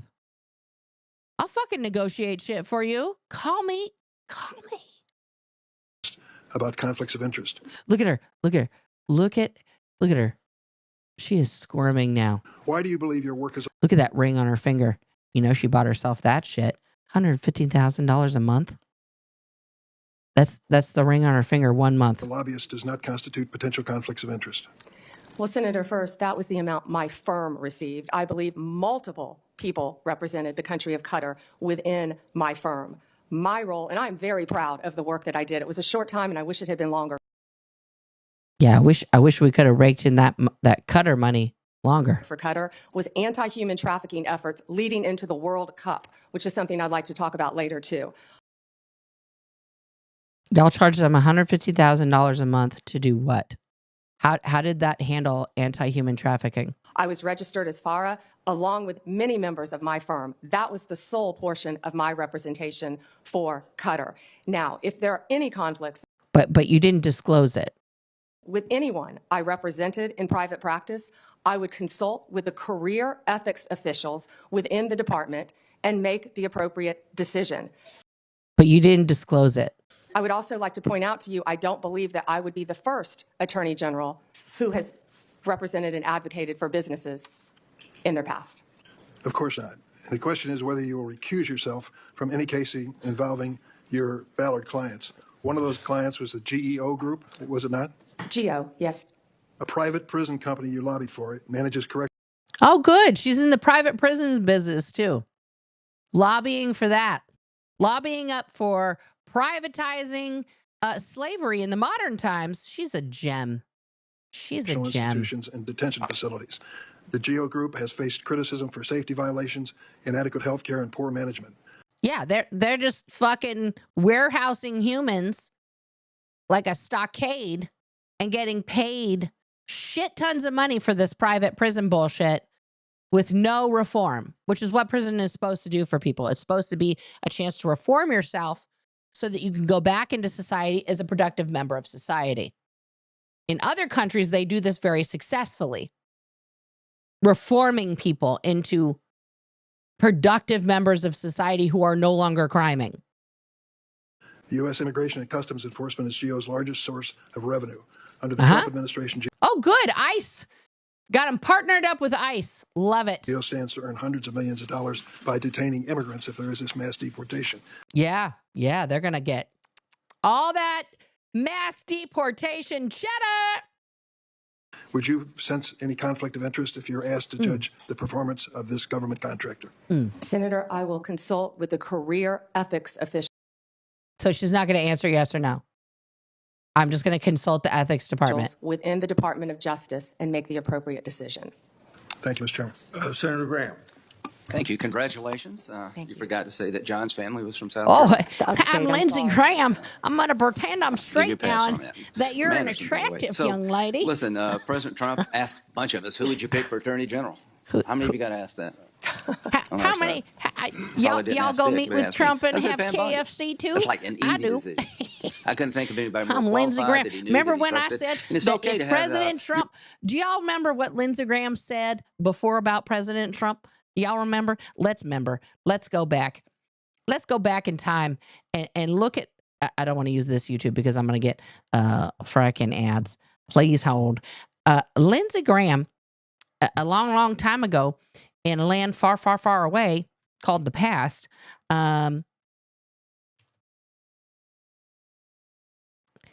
did not like President Trump 9 years ago.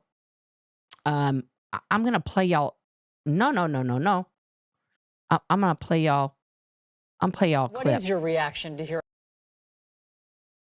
This is Lindsey Graham 9 years ago, y'all. Before Trump was like, I know you gay as fuck. I'm going to tell everybody. You're a sissy boy. Here we go. What Donald Trump says. And disgusted. Well, I want to talk to the Trump supporters for a minute. I'm going to talk to these Trump supporters for a minute. Y'all listen up. I don't know who you are, and I don't know why you like this guy. I think what you like about him, he appears to be strong when the rest of us are weak. He's a very successful businessman, and he's going to make everything great. Uh-oh. What? He's going to take all the problems of the world and put them in a box and make your life better. That's what he's selling.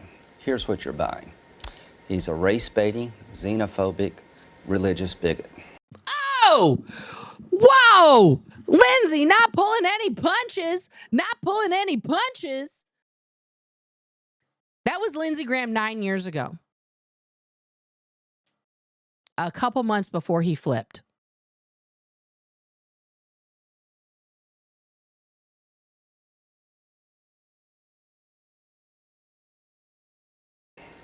He doesn't represent my party.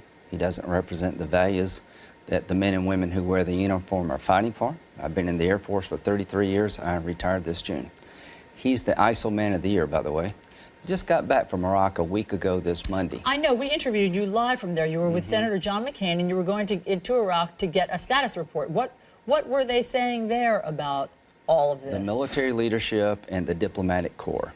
Now, we have young men and women in harm's way all over the world, particularly in the Mideast. They were concerned about this rhetoric because the enemy will use it against us. So what was a concern last week has to be DEFCON 4 this week. Because what Mr. Trump is doing, and I don't think he has a clue about anything, he's just trying to get his numbers up and get the biggest reaction he can.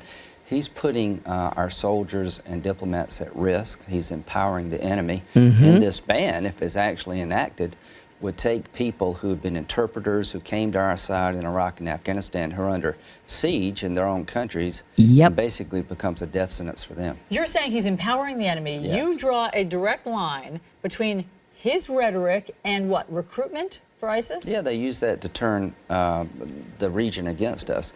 Our Lindsey laid it all out, clear as day. But now, Lindsey, what you up to? What you up to? Look at how terrible he looks 9 years later, y'all. Look at him. You were his lawyer, right? Yes, sir. I represented him. Look how when happy they she tried is to be impeach him talking the to the first great time Lindsey as part Graham. of White House Counsel, Office of Special Counsel. Being Trump's lawyer prepares you for many things. So, He's got to be careful. yeah, you have a long-standing relationship with the president. He trusts you. That's a good thing. That's probably why President Kennedy picked his brother, Bobby Kennedy. I guess you can say no to your older brother. I'm sure he would. But this idea there's something bad is ridiculous. Who do you pick? You pick people you know. You pick people you trust, people that you're qualified. Look at Lindsey. How much Klonopin do they have him on? Like, what? Did he get a lobotomy? What happened? You saw that 9 years ago. He was warning the world against Trump. I'm glad he picked you. He knows you, he trusts you, and you're highly qualified. So the idea that there's something wrong with that is... Look at her. She's like, oh, I'm going to give you the big flirty eyebrows and the blinky blinks. Because that's what you like, isn't it? Is absolutely ridiculous. So let's talk about the job you're about to have here. Do you support making certain drug cartels in Mexico foreign terrorist organization? Senator, I personally went to Mexico. I personally dealt with these cartels when I went to Mexico, to Cabo specifically, and after I was done tanning and having, a couple margs, I met up with the cartel leaders. And let me tell you, I don't like them. I was a state prosecutor, and they are a grave and violent threat to our country. Yes, advising yeah. But my bikini told them I was not a danger to them, and they left me alone. Good, good. Now, when it comes to Crossfire Hurricane, are those days over if you're Attorney General? Absolutely. Okay. Lake and Riley, are you familiar with that case? Sadly, I am, Senator Graham. Do you know why the man who killed her was released from custody? Lindsay has to get his notes here. Due to detention capacity at the Central Processing Center in El Paso, Texas. Now, that's not your call. You'll be DOJ. But do you agree with me that the statute regarding parole doesn't allow parole to be based on we don't have detention beds? There's nothing in that statute would authorize parole based on lack of capacity. Are you familiar with that statute? Yes, sir, and that's frightening. Yeah, well, it's frightening. I thought people weren't allowed to hold up signs. How come Lindsay's people can hold up a sign? Yes, sir, that's frightening. Yes, let's all be frightened together. Okay, Sheldon Whitehouse, what is this look on his face? And how it should be managed, but counterterrorism right now in our world is vital. You have said that Department of Justice prosecutors will be prosecuted in the Trump administration. What Department of Justice prosecutors will be prosecuted and why? I said that on TV. I said prosecutors will be prosecuted, to finish the quote, if bad. Investigators will be investigated. We all take an oath, Senator, to uphold the law. None of us are above the law. Why can't you Let me give you a really good example take of a your bad readers in the off Justice Department, a guy named Klein when you're altered looking? a FISA warrant, one of the most important things we can do in this country. So I will can't everyone see. be held to I an have glass. It's called get fair some system of justice progressive. if I am the next Attorney General? Absolutely. And no one is above you get paid enough to get proper eyewear, sir. Okay. the law. Under what circumstances will you prosecute journalists for what they write? I believe in the freedom of speech. Only if anyone commits a crime. It's pretty basic, Senator, with anything, with any victim. And this goes back to my entire career for 18 years as a prosecutor and then 8 years as Florida's Attorney General. You find the facts of the case, you apply the law in good faith, and you treat everyone fairly. And it would not be appropriate for a prosecutor to start with a name and look for a crime. It's a prosecutor's job to start with a crime and look for a name, correct? Senator, I think that is the whole problem with the weaponization that we have seen the last 4 years and what's been happening to Donald Trump. They targeted Donald Trump. What? Answer the question. How do you do your prosecution? They went after him, actually starting back in 2016. They targeted his campaign. They have launched countless investigations against him. That will not be the case if I am Attorney General. I will not politicize that office. I will not target people simply because of their political affiliation. Justice will be administered even-handedly throughout this country. Senator, we've got to bring this country back together. We've got to move forward, or we're going to lose. Young people between the age of 18 and 45. We know where it comes from. The precursors come from China. They go to the cartels. They mix them up, make them look like innocuous. We're going to talk about fentanyl. Within the Justice Department. Are called for its repeal. President Reagan's AG, William French Smith, said the department policy was the department has the duty to defend an act of Congress whenever a reasonable argument can be made in its support. So I'm specifically referring to the 2022 law that I long led that we passed to empower Medicare to negotiate drug prices, major savings for seniors. Will you commit to defend the law against the lawsuits from Big Pharma? Senator, I was involved in Big Pharma cases when I was Attorney General of the state of Florida, and I will commit to protect the laws of the United States of America. Okay. But every time she wants to make a point, guys, or she's trying to show she's listening, she raises her, this is my left hand. So she raises her left hand with her gigantic diamond ring and then her Mont Blanc pen, just so you know, guys, I'm rich. I'm rich. I'm rich. I'm rich. This is how rich people listen.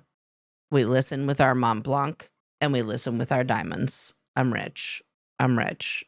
I'm rich. Like, why is that necessary, Pam?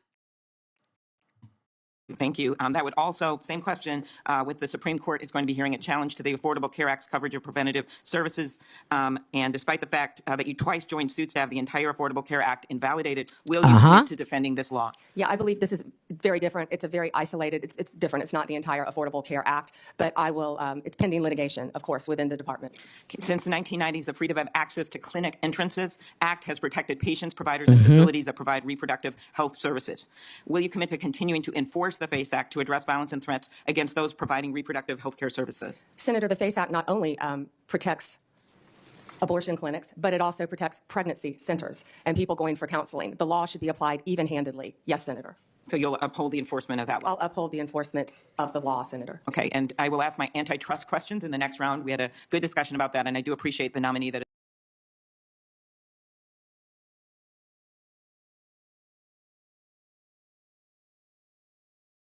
Senator, that's why I said that. Understood, but I was just getting to the clarity about the difference between of repeated questions from some of us about the importance of having independence in the Department of Justice. It has a long tradition of independent special prosecutors, especially to handle high-profile or often political cases. If you got credible evidence of a criminal violation by a White House official, including even the president, would you bring in a special prosecutor? Senator, that's a hypothetical. I can tell you what I do know is special prosecutors have been abused in the past on both sides. We have seen that for many, many years. They have cost the taxpayers countless dollars, countless. And I will look at each situation on a case-by-case basis and consult the appropriate career ethics officials within the department to make that decision. Attorney General, do you think special counsels need to be confirmed by the Senate? I will follow the law and I will consult with the appropriate ethics officials regarding the law. Right now, they do not need to be Senate confirmed, of course. But you did sign an 11th Circuit brief arguing that they should be. I will follow the law, Senator. That's why I said it. Understood, but I was just getting to the clarity about the difference between a position you've She will not. She will never prosecute Trump. advocated and what the current law is. Thank you for that. Look, bluntly, to me, refusing to answer a hypothetical when there is clear and concrete previous history raises some concerns for me. I think Chris Wray has done an outstanding job as FBI director at avoiding political pressure. And although he was chosen by President Trump, he's being driven out so that he can be replaced. My perception, I've not yet met with Mr. Patel, by a loyalist. By Kash Patel. Guys, wait till we get to the Kash Patel hearings. That shit is going to be fucking bonkers. Who has publicly said he will do what the president asks him. Given that Attorney General Barr was asked to go find evidence of election interference and improprieties, went and looked for the evidence and said, I can't find any, and was then dismissed. I'm just going to ask you one last time. Can you clarify for me that in following ethics in the law, you'd be willing to resign if ordered to do something improper? Senator, I wouldn't work at a law firm. I wouldn't be a prosecutor. I wouldn't be attorney general. If anyone asked me to do something improper and I felt I had to carry that out, of course I would not do that. That's one of the main things you learn when you're a young prosecutor. Is Guys, to do I'm the right rich. thing, and I believe that has continued. Look at my Mont Blanc. Throughout my Look at my very long ring. career. As we discussed, protecting American invention and innovation, She American didn't say intellectual no. property is a real concern of mine and of several others on this committee. I look forward to talking with you about that pressing concern. But the most important question I had for you today is whether you will be willing and able to stand up to politicization and interference in the Department of Justice. And I look forward to further clarification from you about the specifics of that. Thank you, Mr. Chairman. And maybe today. I forgot some my bad people top at the teeth Department of today, Justice. guys. Yes, Senator. We don't know for sure because for the last 4 years, the curtains there have been tightly drawn. Yeah. But I think a minority of people there, have delegitimized America's criminal justice system. The most destabilizing act that I saw in the past 4 years, maybe in the history of the department, is when Attorney General Garland decided on the basis of dubious facts and untested legal theories to criminally prosecute a former president of the United States. This man is a sitting senator of the United States, and he forgot his top teeth.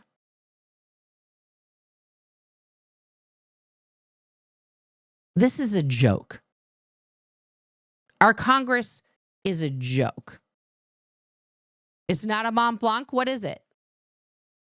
I'm going to have to look up. Somebody Google fancy pens. I want to know what it is. It looks like a Mont Blanc, but it's literally like her rich lady pose. I mean, like, give me a break. United States. And not only that, this is the special part. He decided to do it after the former president of the United States had announced that he was going to run against Attorney General Garland's boss, didn't he? Senator, are you referring to going after a political opponent? I think so. Yeah. She had to clarify his non-question to make sure he got back on track because Senator Kennedy doesn't even know what he's saying. Now, this is one person's opinion. That kind of stupid takes a plan. And I say that because, number one, this is America. Is it? Guys, this is America. That had never happened before in America. That's the sort of thing that happens in a country whose Powerball jackpot is 287 chickens and a goat. That's basically what our Powerball jackpot is. It's a scam. It doesn't happen here. And I call it stupid because... Also, 287 chickens and a goat would be rad. It broke the seal. It broke the seal. It normalized it. There are a lot of ambitious prosecutors in America, Democrat and Republican.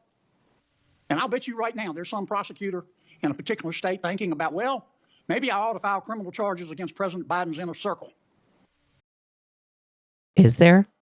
What are you hinting at? Is there a conspiracy to do that? For conspiring to conceal his mental decline. What about all of y'all's mental decline? What about Ronald Reagan's fucking Alzheimer's, where Nancy was running the country for 2.5 years? Get the fuck over it. Do we all know as a country that Pop lives off soup and has to take 18 naps a day? Of course we do. Trump is one Adderall bump away from that. And that's the road we're headed down. And you've got to fix it, Counselor. You've got to fix it. And here's, in my judgment, what I would ask you to do. Who the fuck cares right now? Biden is an outgoing president. He's a lame duck. He's not reelected. Okay? He's leaving. Pop is leaving the building in 5 days. Let him pack up his soup bowls and go. Find out who the bad guys are and the bad women and get rid of them. Find out who the good people are and lift them up. But do it on the basis of facts. And evidence and fairness. Because the temptation of some people is going to be, they're going to tell you, look, 2 wrongs don't make a right, but they do make it even. Don't resist. He does remind me of Oliver North. Resist that temptation. Help us restore legitimacy to the Department of Justice. Thank you, Senator. Senator Blumenthal. Thank you, Mr. Chairman. Welcome, Ms. Bondi, and to your family. Thank you. Thank you for visiting with me in my office. And Thanks for coming to my office. It was fun. It was great.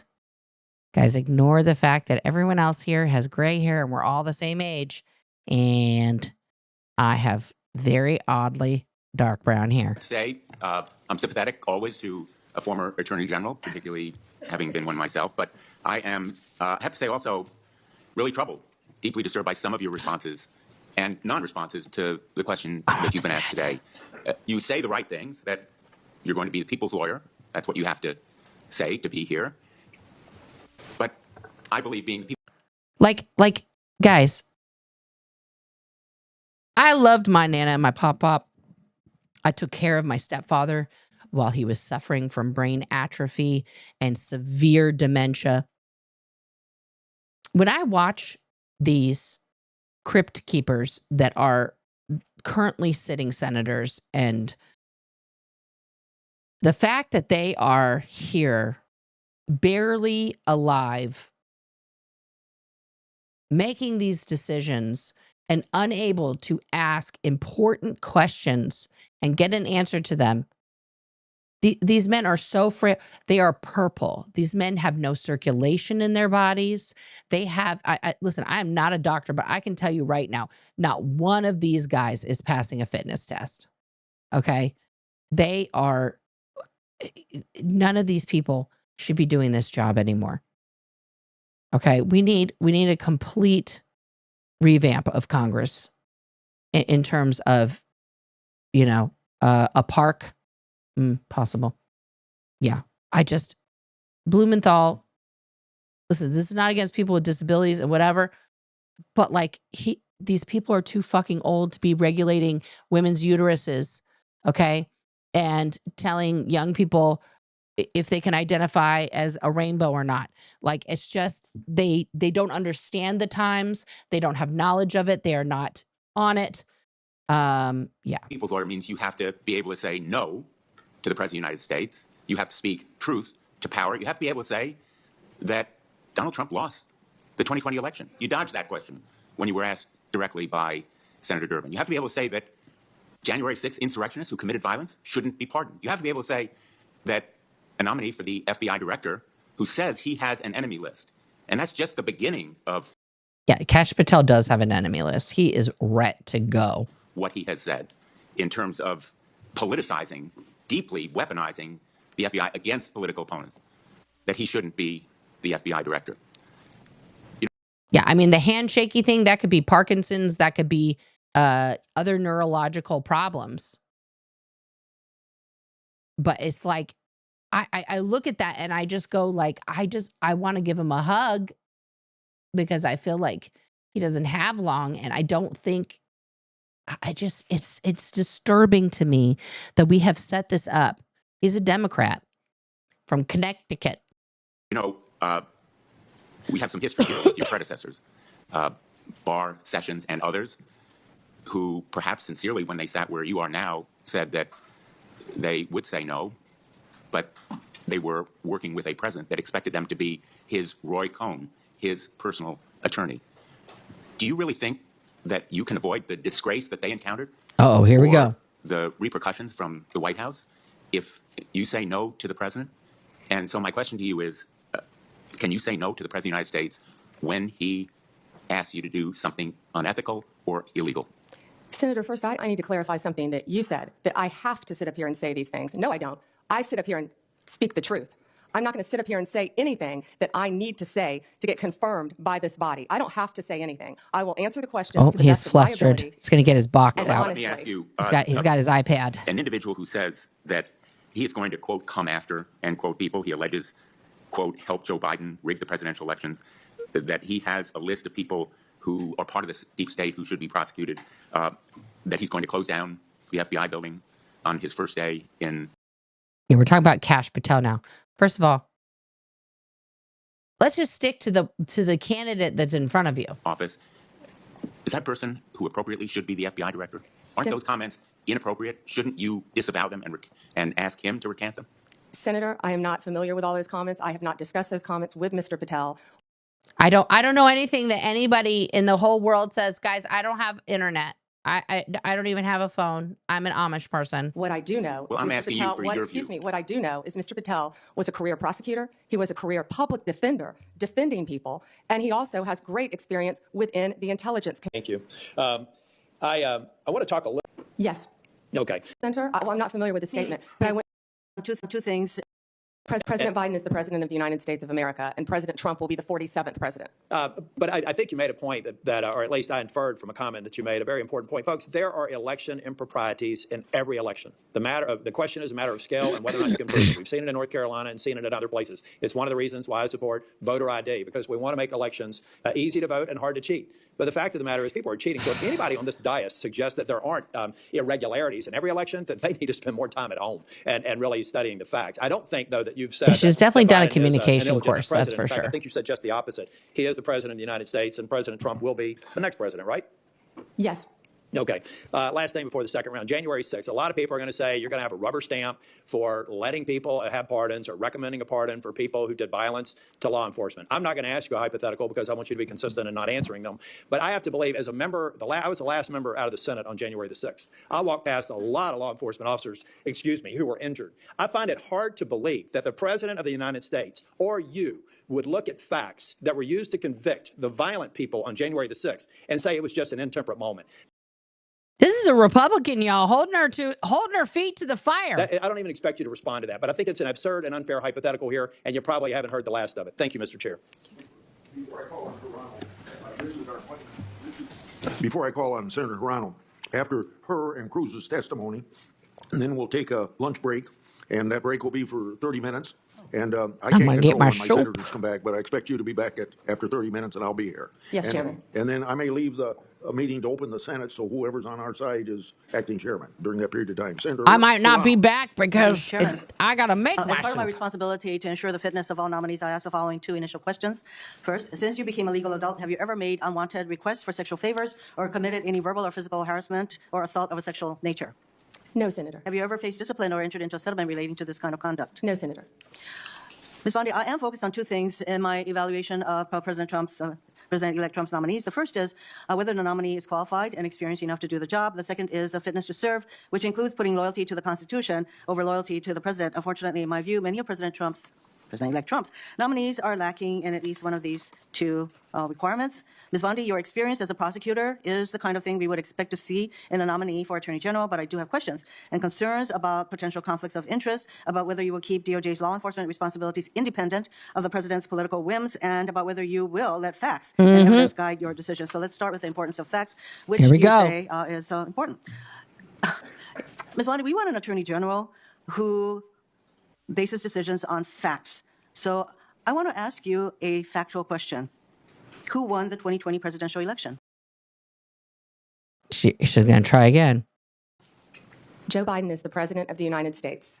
Ms. Bondi, you know that there is a difference between acknowledging it and, I can say that Donald Trump won the 2024 election. I may not like it, but I can say it. You cannot say who won the 2020 presidential election.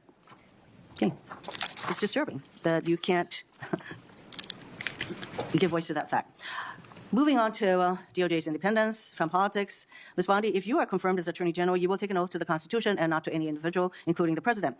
To start, I'd like to know whether you agree with some of the statements President-elect Trump made during the election, during the campaign. First, are the felons convicted of breaking into the Capitol on January 6th hostages or patriots, quoting Trump, as President-elect Trump has said repeatedly? Do you agree with his characterization of the felons that I referred to? I am not familiar with that statement, Senator. She's going to lawyer this up, guys. She's not going to answer any question. I just familiarized you with that statement. Do you agree with that statement? I'm not familiar with it, Senator. No answer. He has Yeah, exactly. Do you agree with it or not? also said illegal immigration is poisoning the blood of our nation. He said that in December 2023. Do you agree with that statement? Senator, I am not familiar with that statement, but what I can tell you is I went to the border a few months ago. Oh, I went here we to go. Yuma, Arizona, and what I saw there. I saw at that border was horrific, Senator. They didn't even have guacamole for the tacos. And then the burrito wasn't a burrito.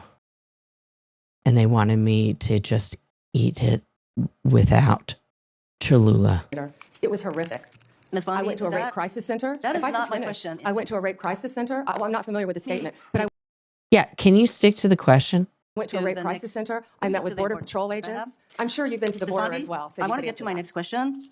So I believe that you responded to a question from Senator Whitehouse, and let me get your response again. You said that the White House, if I'm putting words in your mouth, correct me. You said that the White House will play no role in investigative or charging decisions in the DOJ. Is that correct?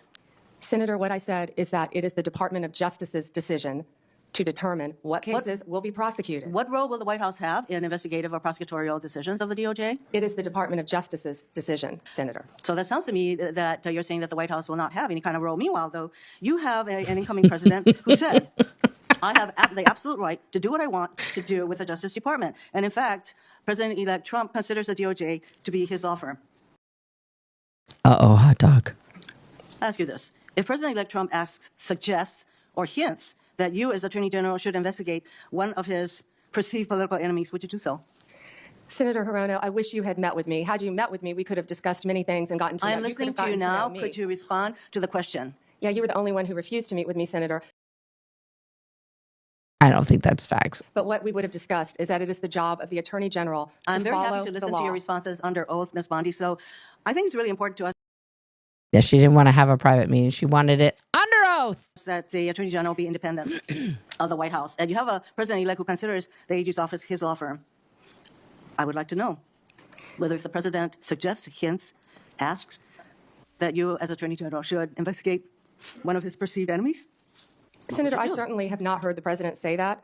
But what I will tell you is 2/3 of Americans have lost faith in the Department of Justice. And it's statements like that, I believe, that make people continue to lose faith. If I am confirmed as Attorney General, it will be my She's like, I gotta get my palate job wet. to not only keep America safe, but restore integrity to that department. Why don't we And that's move what on I to plan something on that doing you said? every single day as Attorney General. On August 25th, 2025, on Fox News, you said, 2024. Republicans take back the White House, the Department of Justice, the prosecutors will be prosecuted, the bad ones, the investigators will be investigated.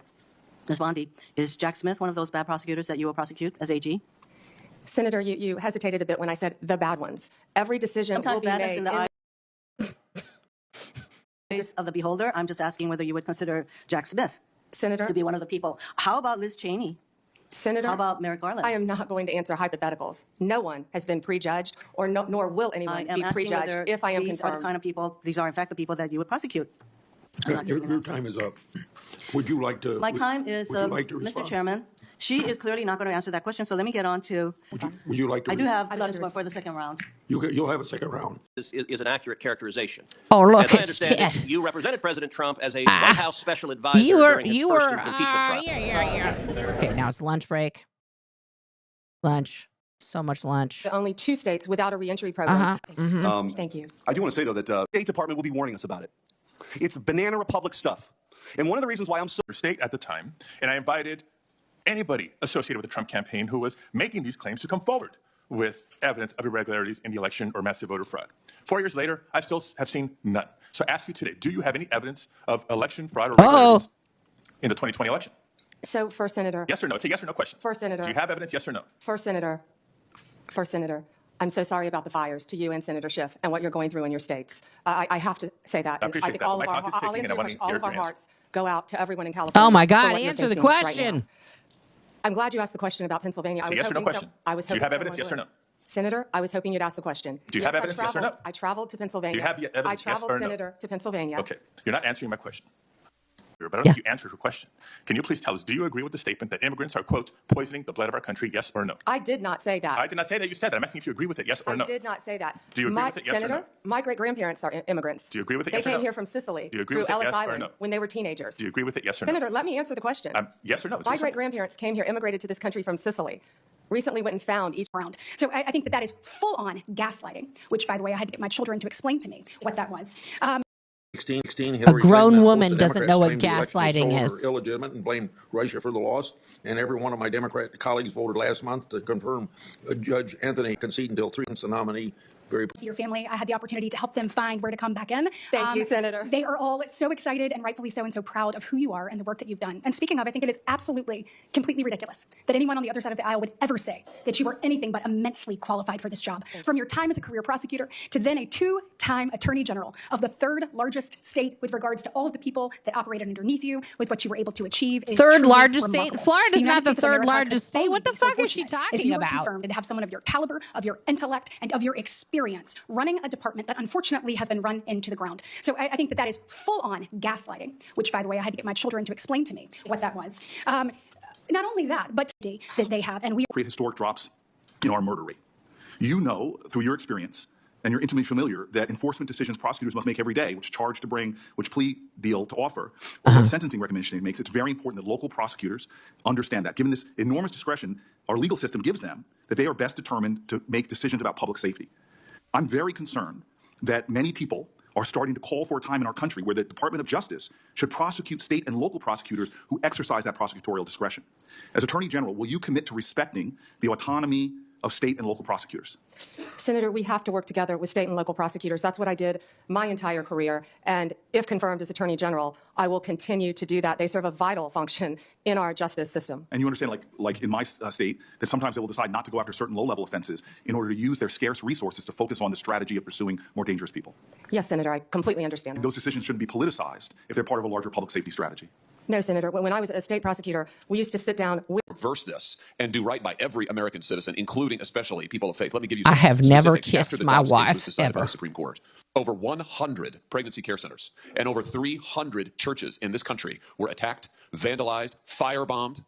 Do you happen to know off the top of your head how many prosecutions Merrick Garland's Justice Department brought in the Oh, FBI fuck authority in our Merrick history? Garland. We all hate him. Liz Cheney. Senator, no one has Based on what asked you me know. to investigate Liz Cheney. That is a hypothetical. Absolute immunity to commit crimes in certain core areas of the president's responsibility. One of those core areas is the Justice Department. So in a breathtakingly dangerous and irresponsible decision, Justice Roberts and the majority held the president could commit crimes using the Department of Justice and be immune from prosecution. Justice Sotomayor correctly said this new immunity lies about like a loaded weapon. So the fear and the concern we have is that the incoming president will use that loaded weapon, that immunity, to commit crimes through the Department of Justice. And for that reason, it is all the more important that we have an Attorney General who has the independence, the strength, the intestinal fortitude to say no to the president when it is necessary. So my first set of questions has to do whether you have the independence to say no when you must say no. And you can say this is hypothetical, but it is not hypothetical. So let me start with one very specific non-hypothetical. We're going to keep The listening. Hang on president one has second. said Jack Smith should go to jail. Will you investigate Jack Smith? Senator, I haven't seen the file. I haven't seen the investigation. I haven't looked at anything. It would be irresponsible of me to make a commitment regarding anything without, you're a long practicing attorney, without looking at a file. So you would need a factual, Period. you would need a factual Wow. predicate I to did open not know investigation of that. Jack Smith, is that Not right? a summary by you sitting I there. thought Yes, New sir. York had And more not a summary people. by the president either, right? Absolutely. Okay.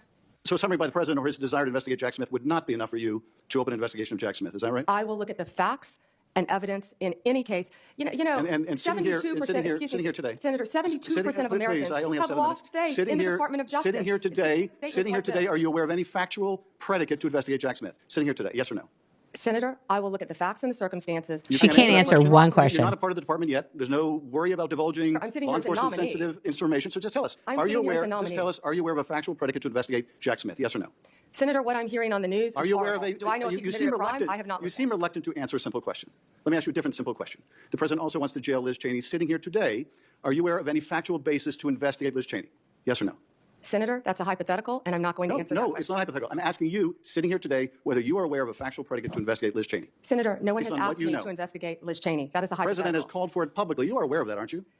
No one has asked me to investigate But the president Liz. has We're called- also the worried about president- Liz Cheney, the Senator. president has You know what called we for should this- be worried about? Ms. Bondi, The please crime rate answer in my California questions. right now You is are through aware, the roof. Ms. Bondi, Your my- Oh, my numbers are God. 7% My higher question- than the national my question average. is this. That's what I My want to be question is focused this. on, Senator. Do you have the If I'm power to say confirmed as no to the Attorney president? General. And what you're suggesting today by your non-answer is you don't have the independence to say no to the president. So let me ask you a different question. It also requires you, if you're going to be a good attorney general, to be able to tell hard truths to the president. So my questions now are, can you tell hard truths to the president? So let me start with an easy truth that you can speak to the president.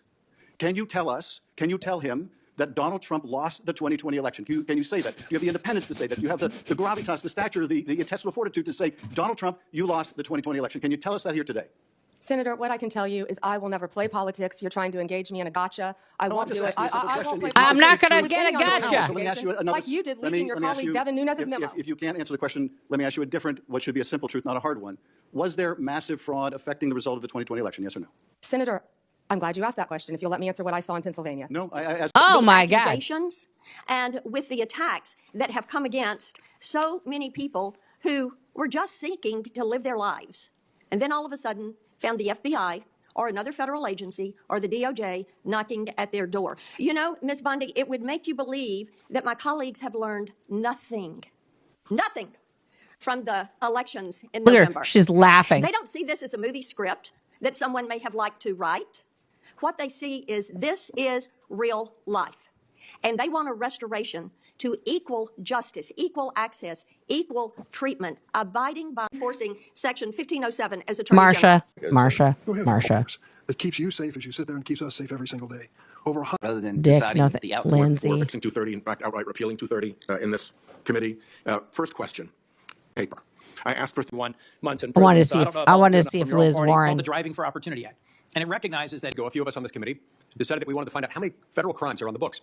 We reached out to the Congressional Research Service. I was actually looking at the structure of that unit, and if I am confirmed, I've been a little Why busy. is I plan Amy on working like with napping? Gail Slater and all the lawyers in that unit. Okay. And then just continue, you and I discussed some of the important cases, the Google case, Live Nation, Ticketmaster, the Apple case. I don't know if we talked about that one, but RealPage.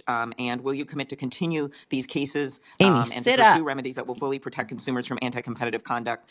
I'm not asking what the result will be. I can imagine you couldn't answer that, but I'm just asking that There you go. under, Sit. Nope, if you are nope. confirmed that you will continue the work on these cases. Yeah, Senator, I haven't looked at those on a case-by-case basis, but I'm committed to that type of case and protecting consumers. And I will look at that and have that unit look at that right away. Thank you. At its founding in 1870, the Justice Department's priority was to enforce civil rights. That's what was founded, the reason guaranteed by the 13th, 14th, and 15th Amendments during Reconstruction. Today's civil rights enforcement is led by the Civil Rights Division. Do you believe it is a critical mission of the Justice Department to vigorously enforce our nation's civil rights laws? Yes, Senator. Okay, thank you. Voting rights. Will you commit to properly enforcing federal laws that protect the right to vote that are critical to ensuring free and fair elections like the Voting Rights Act? Yes, Senator. Okay. We're back to the FBI nominee. Again, I express my deep concern, Kash Patel. He has vowed to retaliate against the president-elect's enemies, quote, not just in the government, but in the media, end quote. As we know, statements that President Assistant U.S. attorneys to have. And with respect to the law that would require Yet never enforced. Thank you, Mr. Chairman. As you prepare. And I put a loyalty to the president. Parents at school board meetings. Do you remember? Action. Okay. That's it on that one. Guys, I didn't do, I left out my favorite Liz Warren yesterday, but I'm over time. I booked myself too much today, guys. I'm trying to do 4 streams and I'm already late for the next one. So I'm going to get to your questions and comments, memberships and all that stuff right now. Guys, we are screwed. Pam Bondi is cuckoo cuckoo. She might be a Scientologist. She looks very Scientology trained to me, but she also looks very lawyerly. They can kind of get confused sometimes. The CIA guy, yeah, that guy is ready to revamp and report for duty for Trumpity Trump, and Marco Rubio still Marco Rubioing. All right. Wonderful. Oh, man. Oh, man. Let's see here. Okay. Guys, I got monetized, so if you want to become a member, the mods have been putting links in the chat there, and you can send in super stickers and whatever if you want, but none of this feels very super right now. I can understand that. That's all right. Let's get to comments real quick here. I know you're from Connecticut, Aubrey. Can we get a gong in the Oval Office? That would be fun. That would be fun. Yeah. If the U.S. wanted to care about reparations, Africans, we should start with reparations for slavery. Yeah. Yeah. Don't forget that our allies gave us bullshit intelligence because he likes to fucking leave that shit in the bathroom for Putin to pick up when he's over having a sleepover. Good Lord. Yeah, no, Pam is a master of Darvo. Master. Yeah. I have to yawn now because you said Senator Kennedy. That's like the rule. That's what he just does. Yeah, I'm with you, Sylvia. Embarrassment is definitely an emotion. I feel, yes, I know the fires are still active. I'll bring up the fire map before we end off here just to go over that. Questions? Why is Marco Rubio answering questions about shady Trump shit? That's a good question, VPM. That's a good question. What does him living in Florida have to do with this question? Nothing. Nothing. Exactly, Tazzy. Where are the questions? Did Pete get confirmed? I don't know which Pete. Oh, Hegseth? I don't know. Let's see here.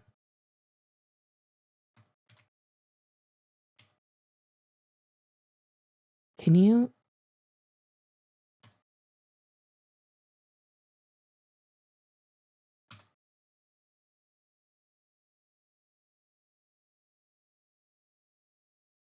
I don't think they voted yet. So, yeah.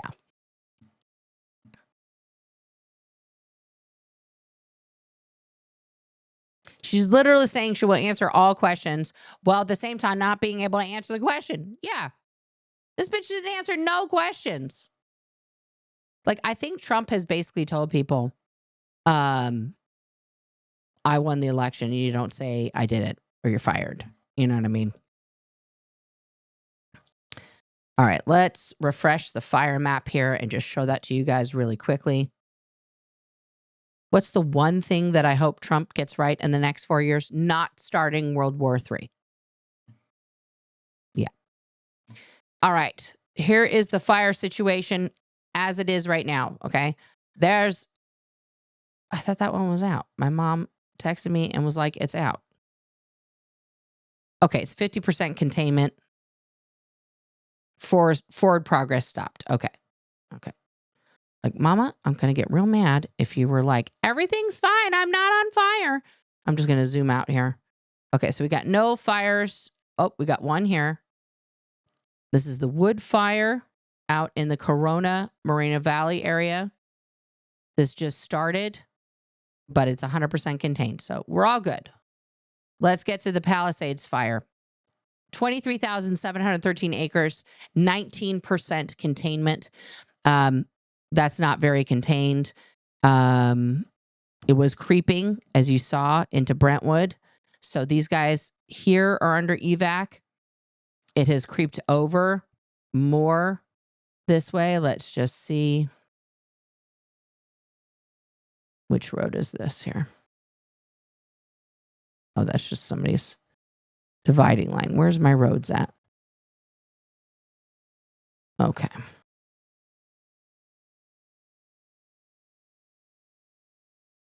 So this road, okay, this is Stunt Road. It goes all the way down. I have to get up to the freeway here.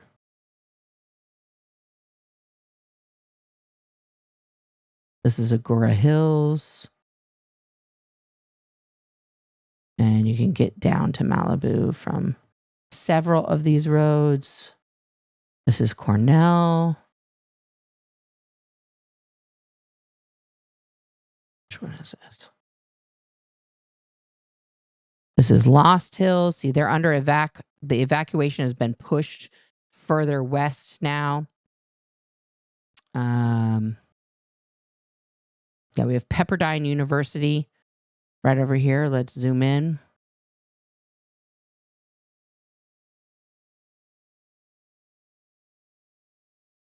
Let me just look for it. It's easier.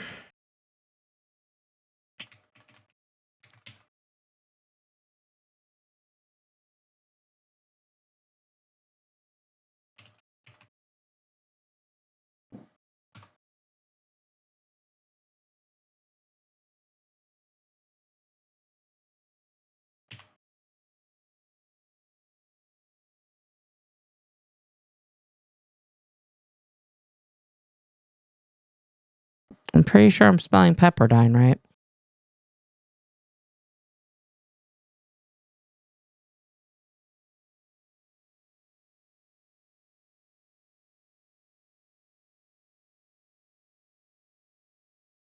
It's Carbon Beach. These are houses.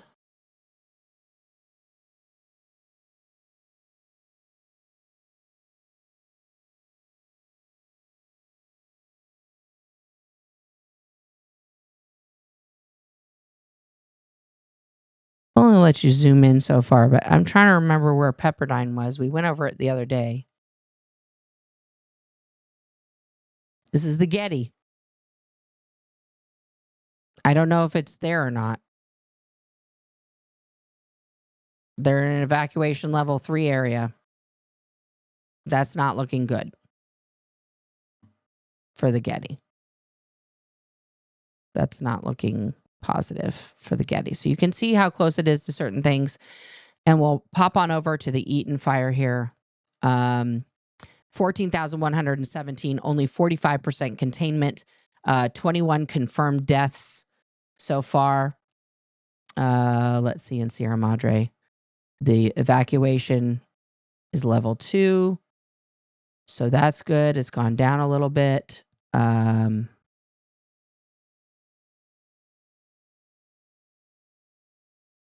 I always just check on the school here just to see.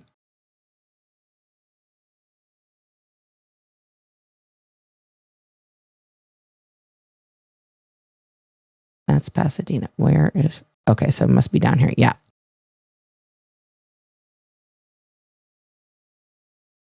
Okay.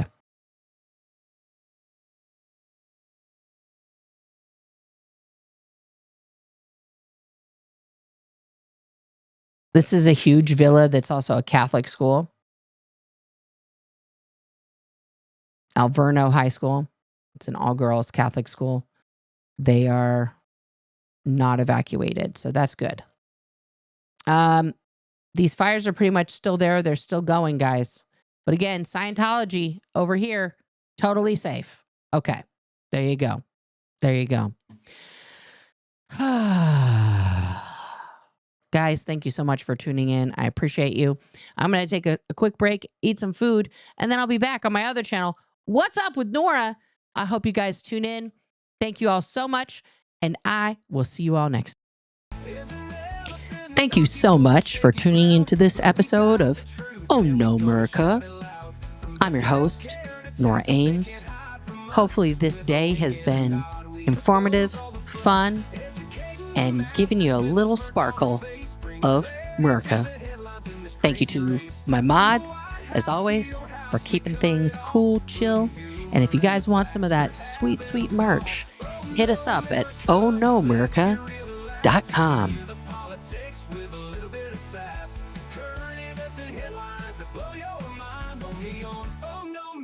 You'll find